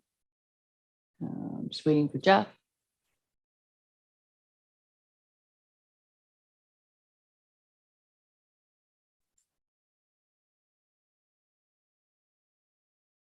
There we go. Hi, Jeff and Chris. Okay, so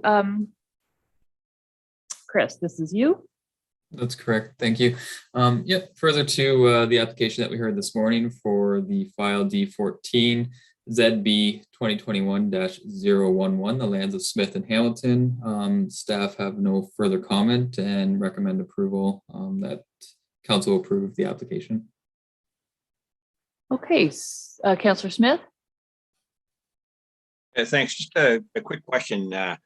With a number of your files, Chris and Jeff, we often make things conditional upon somebody bringing something into compliance, removal of a shed or whatever. In this case, there was an accessory structure on property, as you highlighted in your report, for which there'd been no building permit. And I was wondering if our approval here should be conditional upon them securing a building permit. Zonings, you can't add conditions to zoning amendments. So therefore we have notified the building department. The applicant is aware that they need to apply for this as well. So it would come down to an enforcement issue at that point. If they didn't proceed with that, then that would be an enforcement issue through the building department at that time. Good question, but I believe once the bylaw department knows and the applicant is understandable and knows what they have to do. So I don't think this will get forgotten. Deputy Mayor Kennedy? Yeah, just a housekeeping note that the file title Yes. is different than the file content, but that could be corrected. There was two in our agenda. Luckily when you opened the link, it was the correct file, but in the and I believe everything in the bylaw is correct. But on the agenda, this said something about Eagle Lake, and there's another one that says Kuno. It's not Kuno. So there was two, but the link was correct and the bylaw is correct. But just a little, I don't know how that worked in the cyber world. So I need a mover and a seconder for this, if I could. Councillor Wood Roberts and Councillor Clark.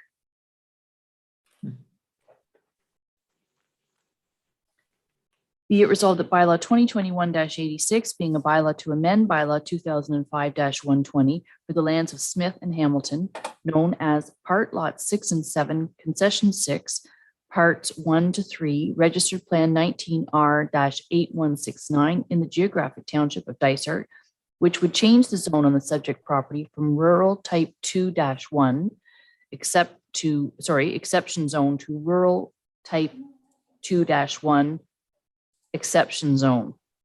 So it still says exception zone, but it's a new exception zone.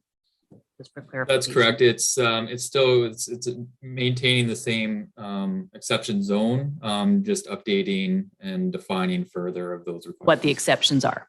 Yeah. Correct. It's just hard to read there. To define the required minimum water setback of 300 meters for a leaching bed from Gashagawigmog Lake, be read a first, second, third time pass sign in the corporate seal attached thereto. All in favor? Okay, and that's carried. When one is reading those out loud, Chris, it says I'm changing it from this to that. It's the same thing, but yeah. Okay, we will move on to a shore road allowance on Grass Lake by Winder. And Yes, thank you. Bylaw 2021-87 relates to a road closing application by Mr. and Mrs. Winder on Grass Lake. We did do the circulation or provide notice of the closing of this road allowance. The County of Haliburton has submitted comments outlining the subject lands may be an area of archaeological potential and further advising the applicants of the shoreline tree preservation bylaw. So staff will provide a copy of the county's letter to the applicants during this process.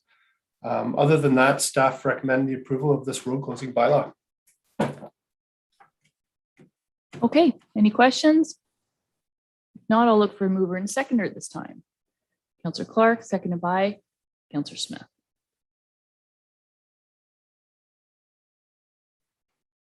Be it resolved that bylaw 2021-87, which is a bylaw to stop, up, close, and convey a portion of the original shore road allowance in front of part lot 10, concession 8 in the geographic township of Dysart, be read a first, second, and third time, pass sign, and the corporate seal attached thereto. All in favor? Okay, carried. And a severance proposal by Woodcock. Yep. So this is for a pre-consultation for a severance proposal for D00-SV-2021-014 for Woodcock. Although there are no circulation requirements for pre-consultation, staff have circulated to internal municipal departments for comment. To date, no comments were received. The applicant is proposing to sever one parcel from the existing lot on the subject lands. The purpose of the severance is to create an additional building lot for future single detached dwelling. The subject property is considered a back lot, which is defined as a lot whose front lot line is partially or entirely within the shorelands, which is 300 meters from the lake, such that there is a separate conveyable lot and lots between the front lot line and the high water mark. Staff note that the subject property is also adjacent to a closed waste disposal site, which would typically require a waste disposal site compatibility report as per section 4.13.3 of the municipal official plan. However, based on the applicant's correspondence with the MECP and the proximity to the waste disposal site, it was determined that there is no potential for negative impact to the subject lands. The proposed severed and retained lots appear to meet the minimum backlot requirements as described throughout the planning report. The subject property is mainly covered with large vegetation and contains an existing single detached and accessory shed. The property also exhibits steep slopes as shown on the attached steep slopes map. Along the frontage of the subject property, which is adjacent to Kenaway and Portage Road. Surrounding land uses are waterfront residential and rural and backlot nature and contain existing dwellings and accessory structures. And it is staff's opinion that subject to the required studies and included conditions that the proposed application is consistent with the provincial policy statement, conforms to the municipal official plan, is appropriate and represents good planning. And that concludes the presentation and staff happy to answer any questions. Okay, so is there road access going to be off Portage Road then for the dwelling? No, that hasn't been determined. As one of the conditions, we're asking for a site development plan. So they're going to have to determine where that location is going to be. Also, they'll have to go through as another condition to with the municipality to ensure that they have the proper access requirements. Okay. Councillor Clark? Through you, Madam Mayor, Chris, with the retired waste site, is the requirement for the for the vendor here or the person who's doing the severance to advise that that does exist? There is a pre-existing issue or area of concern when they're marketing it, or is there anything in there that kind of protects somebody buying this property and not knowing about it? I'm not 100% sure, and I'm not sure if Jeff knows about this one. I guess they may say there is a proximity to a waste disposal area. I can comment that through the MECP, which was involved with some discussion on this, that they don't feel that there was any negative impact based to the proximity. But Jeff, I don't know if you have anything further to add to that. Thank you. And I was just going to refer to that too. Chris is attached to the agenda, a letter from the Ministry of Environment that mentions that, and it was of their opinion that that study would not necessarily be required, given that the location of these, the subject lands is separated from the historic landfill site by a lake. So, yeah, I'm just referring everybody to that letter. Okay, any further questions? Okay, great. I'll look for mover seconder, please. Councillor Clark and Councillor McKechnie.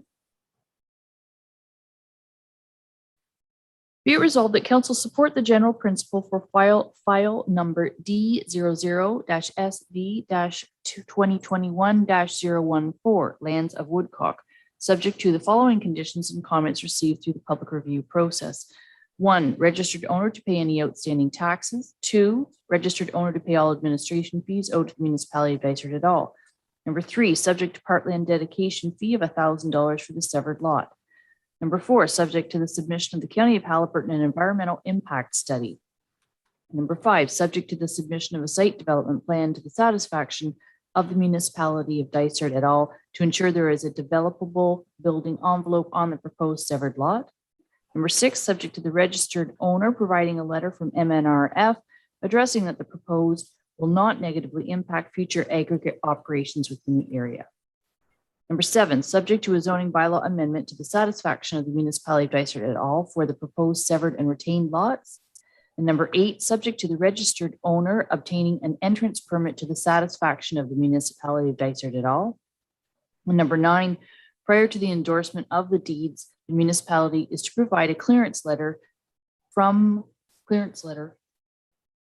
Oh, that's a typo there. To the Haliburton Land Division Committee, confirming that conditions 1 through 8 have been fulfilled. All in favor? Okay, so that's carried. We'll just correct the typo there. Yeah. Okay, thank you on that one. And that was the one that said Kuno on the thing, but it's not. Now, next we have appointment to members of the Dysart Committee of Adjustment, and these are the 4 members who have been appointed the last few years. But I'll look to make sure that everybody's whose name's on there still wants to stand. There is only 1 year left, and we typically took 2 6-month terms. So if there's someone that doesn't want to be on it, let me know. Councillor Wood Roberts. Walt has generously said that he would stand in, that he would be happy to continue with that. And if necessary, as long as I have lots of lead time, I could attend a meeting as well. So you don't want to take your name off it. So what we've traditionally done is I'll be available if no one else is available. We still have to, then if you still want to be available throughout the year, I still need to keep your name on this list. Yeah. Okay. Yes. Okay, because sometimes what I've been seeing in the Committee of Adjustment is some of these are taking 2 and 3 meetings, and in order to vote, you have to have been on the file for all of them. So, so that's fair. And Councillor, everybody else still wants to keep your name forward, and then we'll work out who's going to take the first 6 months and the last 6 months. Even though there's 4 names, there'll still only be 1 councillor in attendance, possibly 2 if there is, if there members of the public can't attend. Okay, so then we'll just keep everybody's name on there. So I need a mover and a seconder then. Councillor Smith and seconded by Councillor Wood Roberts. I just have a question, sorry. Sure. So who's taking over in January? So later after this meeting, that can be decided. Basically, it means that all 4 people are appointed, all 4 people don't attend, and we can work out who will be attending in January.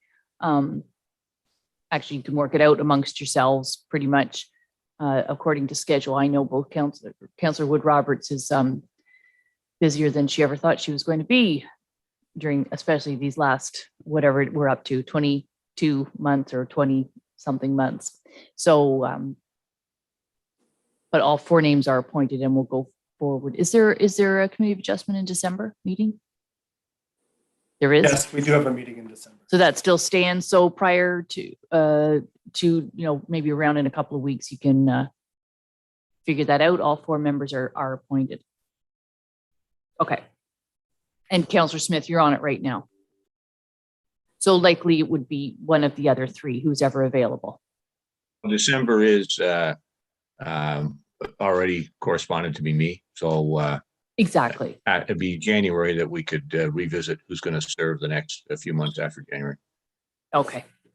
So I did get a mover and a seconder for all 4 names to be appointed.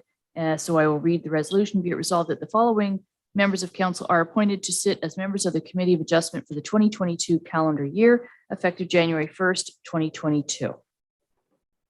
All in favor? Okay, and that's carried.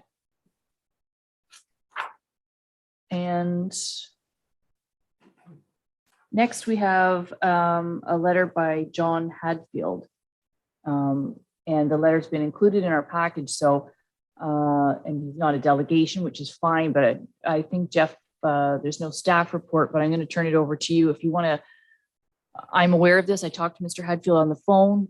I've also talked to our building and bylaw department. So I don't know if you want to explain a little bit further. And Sure, I'm happy to. First off, Mr. Hadfield is a property owner on Skyline Park Road. He appears to be asking council to amend the zoning bylaw to permit saunas and or pool houses in an accessory building. And just to provide some background for council's information, Mr. Hadfield submitted a proposal to construct a pool house with a sauna located in an accessory building. The bylaw currently does not permit habitation in accessory buildings unless specifically permitted. And the only use that specifically permits habitation in an accessory building is a private cabin. Therefore, staff advised Mr. Hadfield that his proposal did not comply with the zoning bylaw and that a zoning amendment would be necessary to proceed. Historically, other habitation uses such as saunas and gyms and even woodworking studios were proposed as private cabins. And staff started receiving a lot of these proposals for so-called private cabins that were in essence, at least in staff's opinion, trying to exploit and circumvent the intent of the bylaw. So if council may recall, staff proposed and council approved an update to the bylaw, specifically the definition for private cabin, to clarify the intended use of a private cabin as overflow sleeping and accommodation. This change was designed to clarify the intended use of a private cabin for this use and not for all these other uses that were trying to be proposed. So staff advised Mr. Hadfield that saunas, we did advise them that we would take this forward to council in the future, that we would review and propose to council during our next general zoning amendment that saunas be included in the bylaw as a permitted use. He was advised if he wished to proceed with development of a sauna on his own timeline, that he would need to go through the proper zoning bylaw amendment process. However, that if he was willing to wait for the bylaw to be updated by the municipality, then there would be no cost to him. So essentially that's where this matter was left until this correspondence was received. So I'm happy to accept any questions council has on this matter. I will open up to the floor. I have a couple questions myself, but I'll go, Councillor Clark, you start it off. Yeah, I think you're taking the right approach on it, Jeff, that it does need to be included in the future zoning update. I know we don't see so much up in this township, but I know down in around the Canning Lake area, there's a large Scandinavian population. But half the properties down there push for saunas, so it's not something. It's not like they're trying to set it up as a rental accommodation that people are living in. It's part of a lifestyle. Thank you. Thank you. And staff tend to agree. This is a common use. It's a fairly low impact use, provided that it meets all the required setbacks. So we do intend to bring it forward during our next amendment. It's just a matter of getting to that. Jeff, the only problem with our next amendment is we just did one. So we're talking 3-4 years out. What did our previous zoning bylaw, would it under this definition before we did the general amendment to our zoning bylaw, would this have been permitted? No, it still was not a permitted use. However, there were lots of uses of habitation being permitted under the guise of a private cabin. So the saunas were not specifically permitted.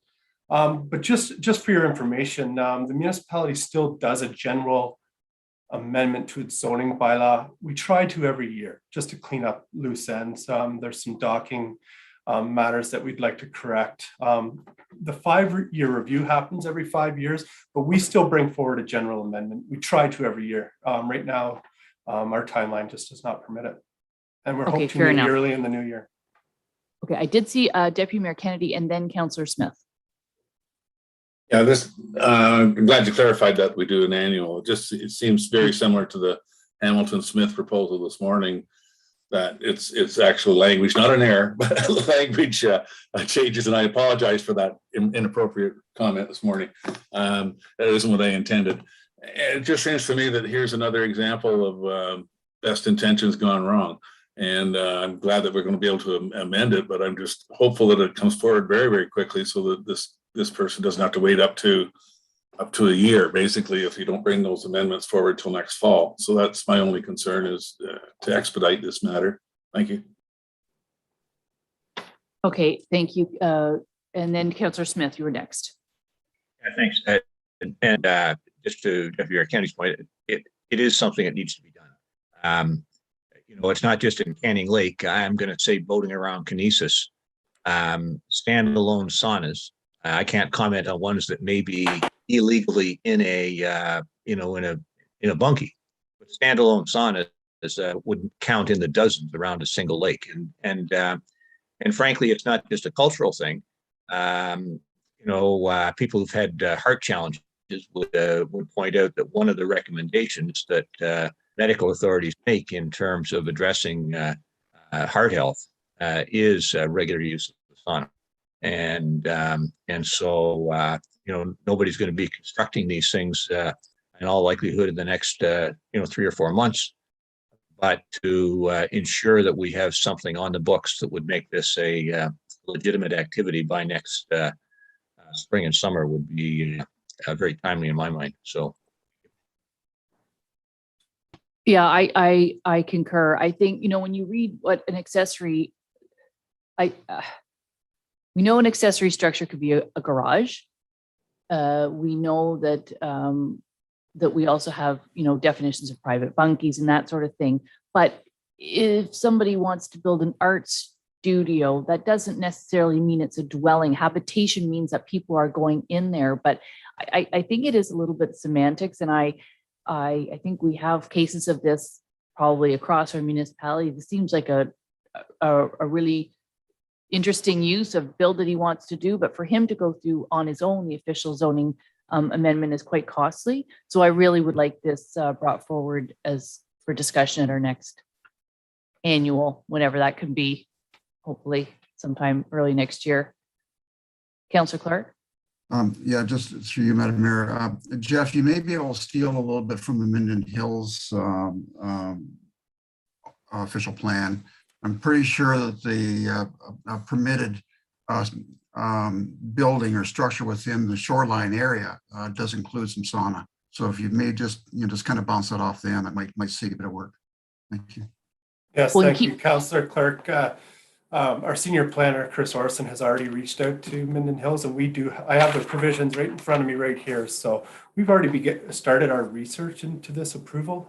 It's just a matter of going through the rest of the folder and the other updates that we plan to bring forward, and then finding the time to bring that forward to council for a public meeting.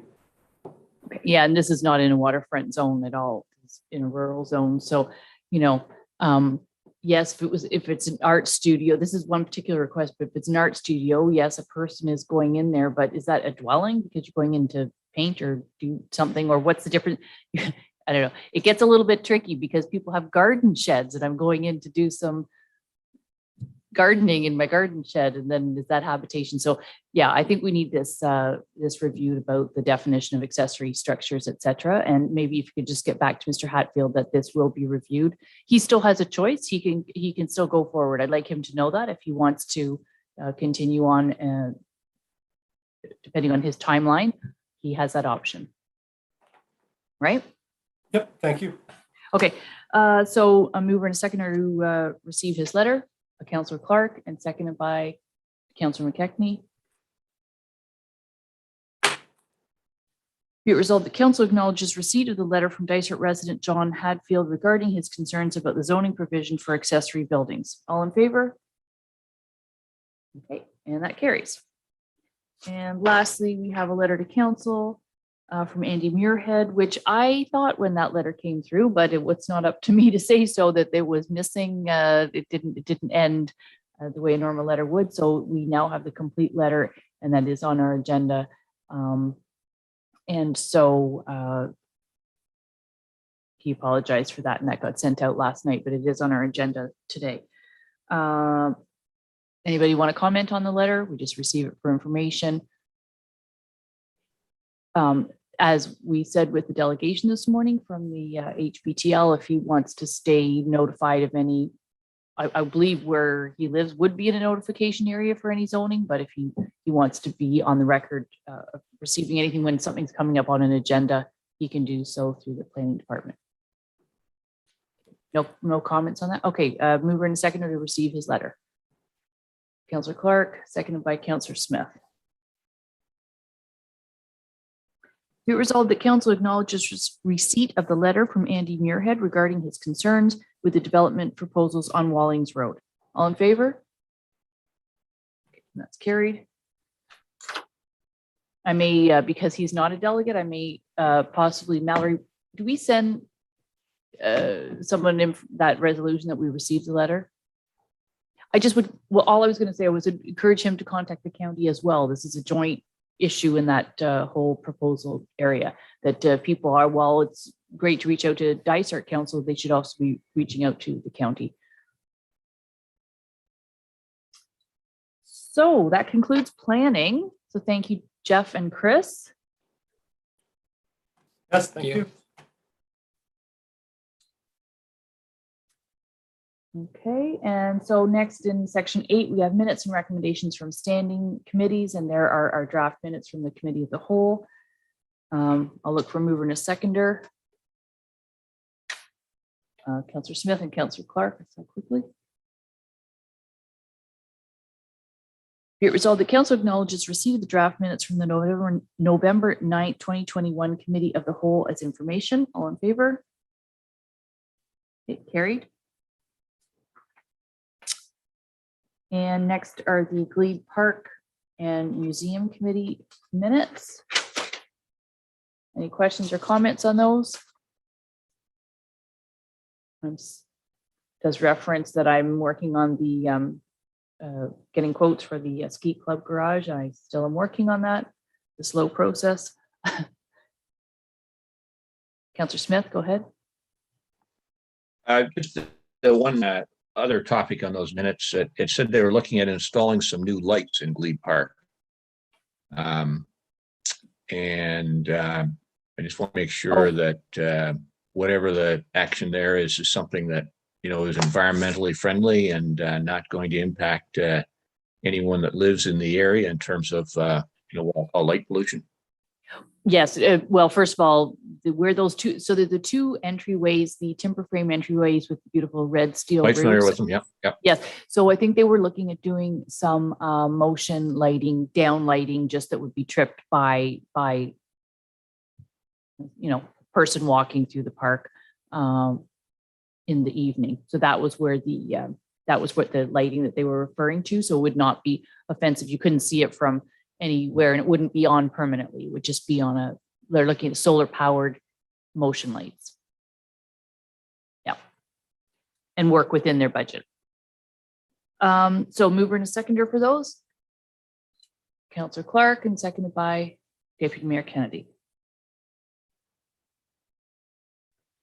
Be it resolved that Council acknowledges receipt of the draft minutes from the October 14th, 2021 Glebe Park and Museum Committee as information. All in favor? Okay, carried. And then lastly, the Cultural Resource Committee minutes,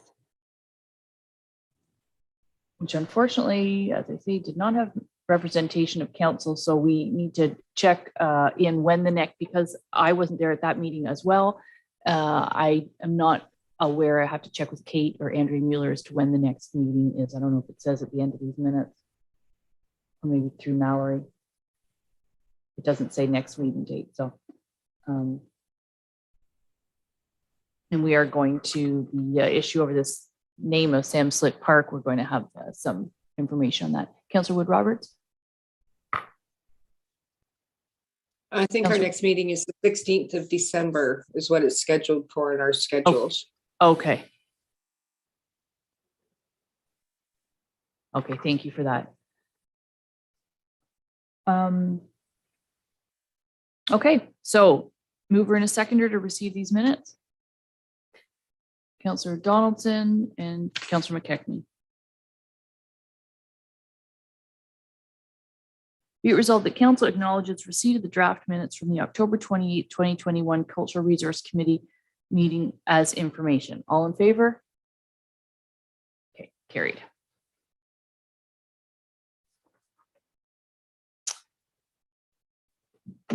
Goodness, we're on a roll today. We are ready to move into closed session. So that concludes the open portion of our meeting.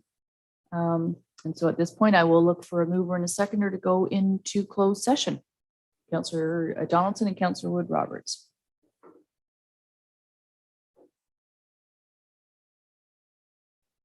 Be it resolved that Council adjourn its regular meeting at 11:27 to discuss matters pursuant to Section 239 of the Municipal Act 2001 as amended pertaining to personal matters about an identifiable individual, including municipal or local board employees. All in favor? Okay, and that's carried. So we will go into close. Lori, people need to turn their screens off. If you don't mind turning your screen off, it just takes a couple minutes. Thank you.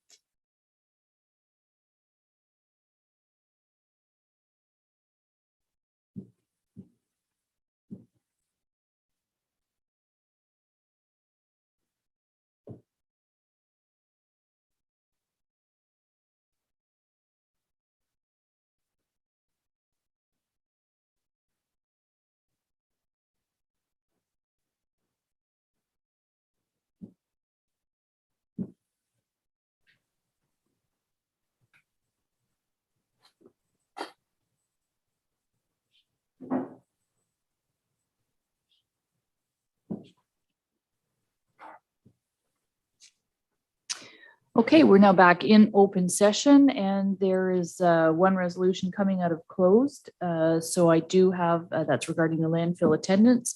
So if I could have a mover and a seconder for that, please. Councillor Donaldson and Deputy Mayor Kennedy. Be it resolved that Council direct that Dysart hire all landfill attendants as employees of the municipality with a start date of January 1st, 2022. All in favor? Okay, carried. Thank you. Next, I'll just look to see if there is any notice of motion. Okay, seeing none today, I will ask for a confirming bylaw mover seconder, please. Councillor Clark and Councillor Wood Roberts. Be it resolved that bylaw 2021-88, being a bylaw to confirm the proceedings of the regular council meeting held on November 23rd, 2021, be read a first, second, and third time, passed, signed, in the corporate seal attached here too. All in favor? Okay, that's carried. And lastly, an adjournment. Just keep in mind, we do still have 2 meetings in December. Our council meeting is very late. I think we're the last one of the municipalities to just the way our calendar falls. So we do, I believe, Mallory, is it December 8th? And do you have the dates handy in front of you? Yeah, so the council meeting's on the 21st. And committee of the whole is on the 7th. On the 7th, okay. And a budget meeting on? The 10th. The 10th. Okay, so keep those, all those dates in mind. So motion to adjourn. Deputy Mayor Kennedy and Councillor Smith. Be resolved that council adjourn its regular meeting held on November 23rd, 2021 at 11:54. All in favor? And that carries. We are now adjourned. Thank you, everyone. I hope you have a great day.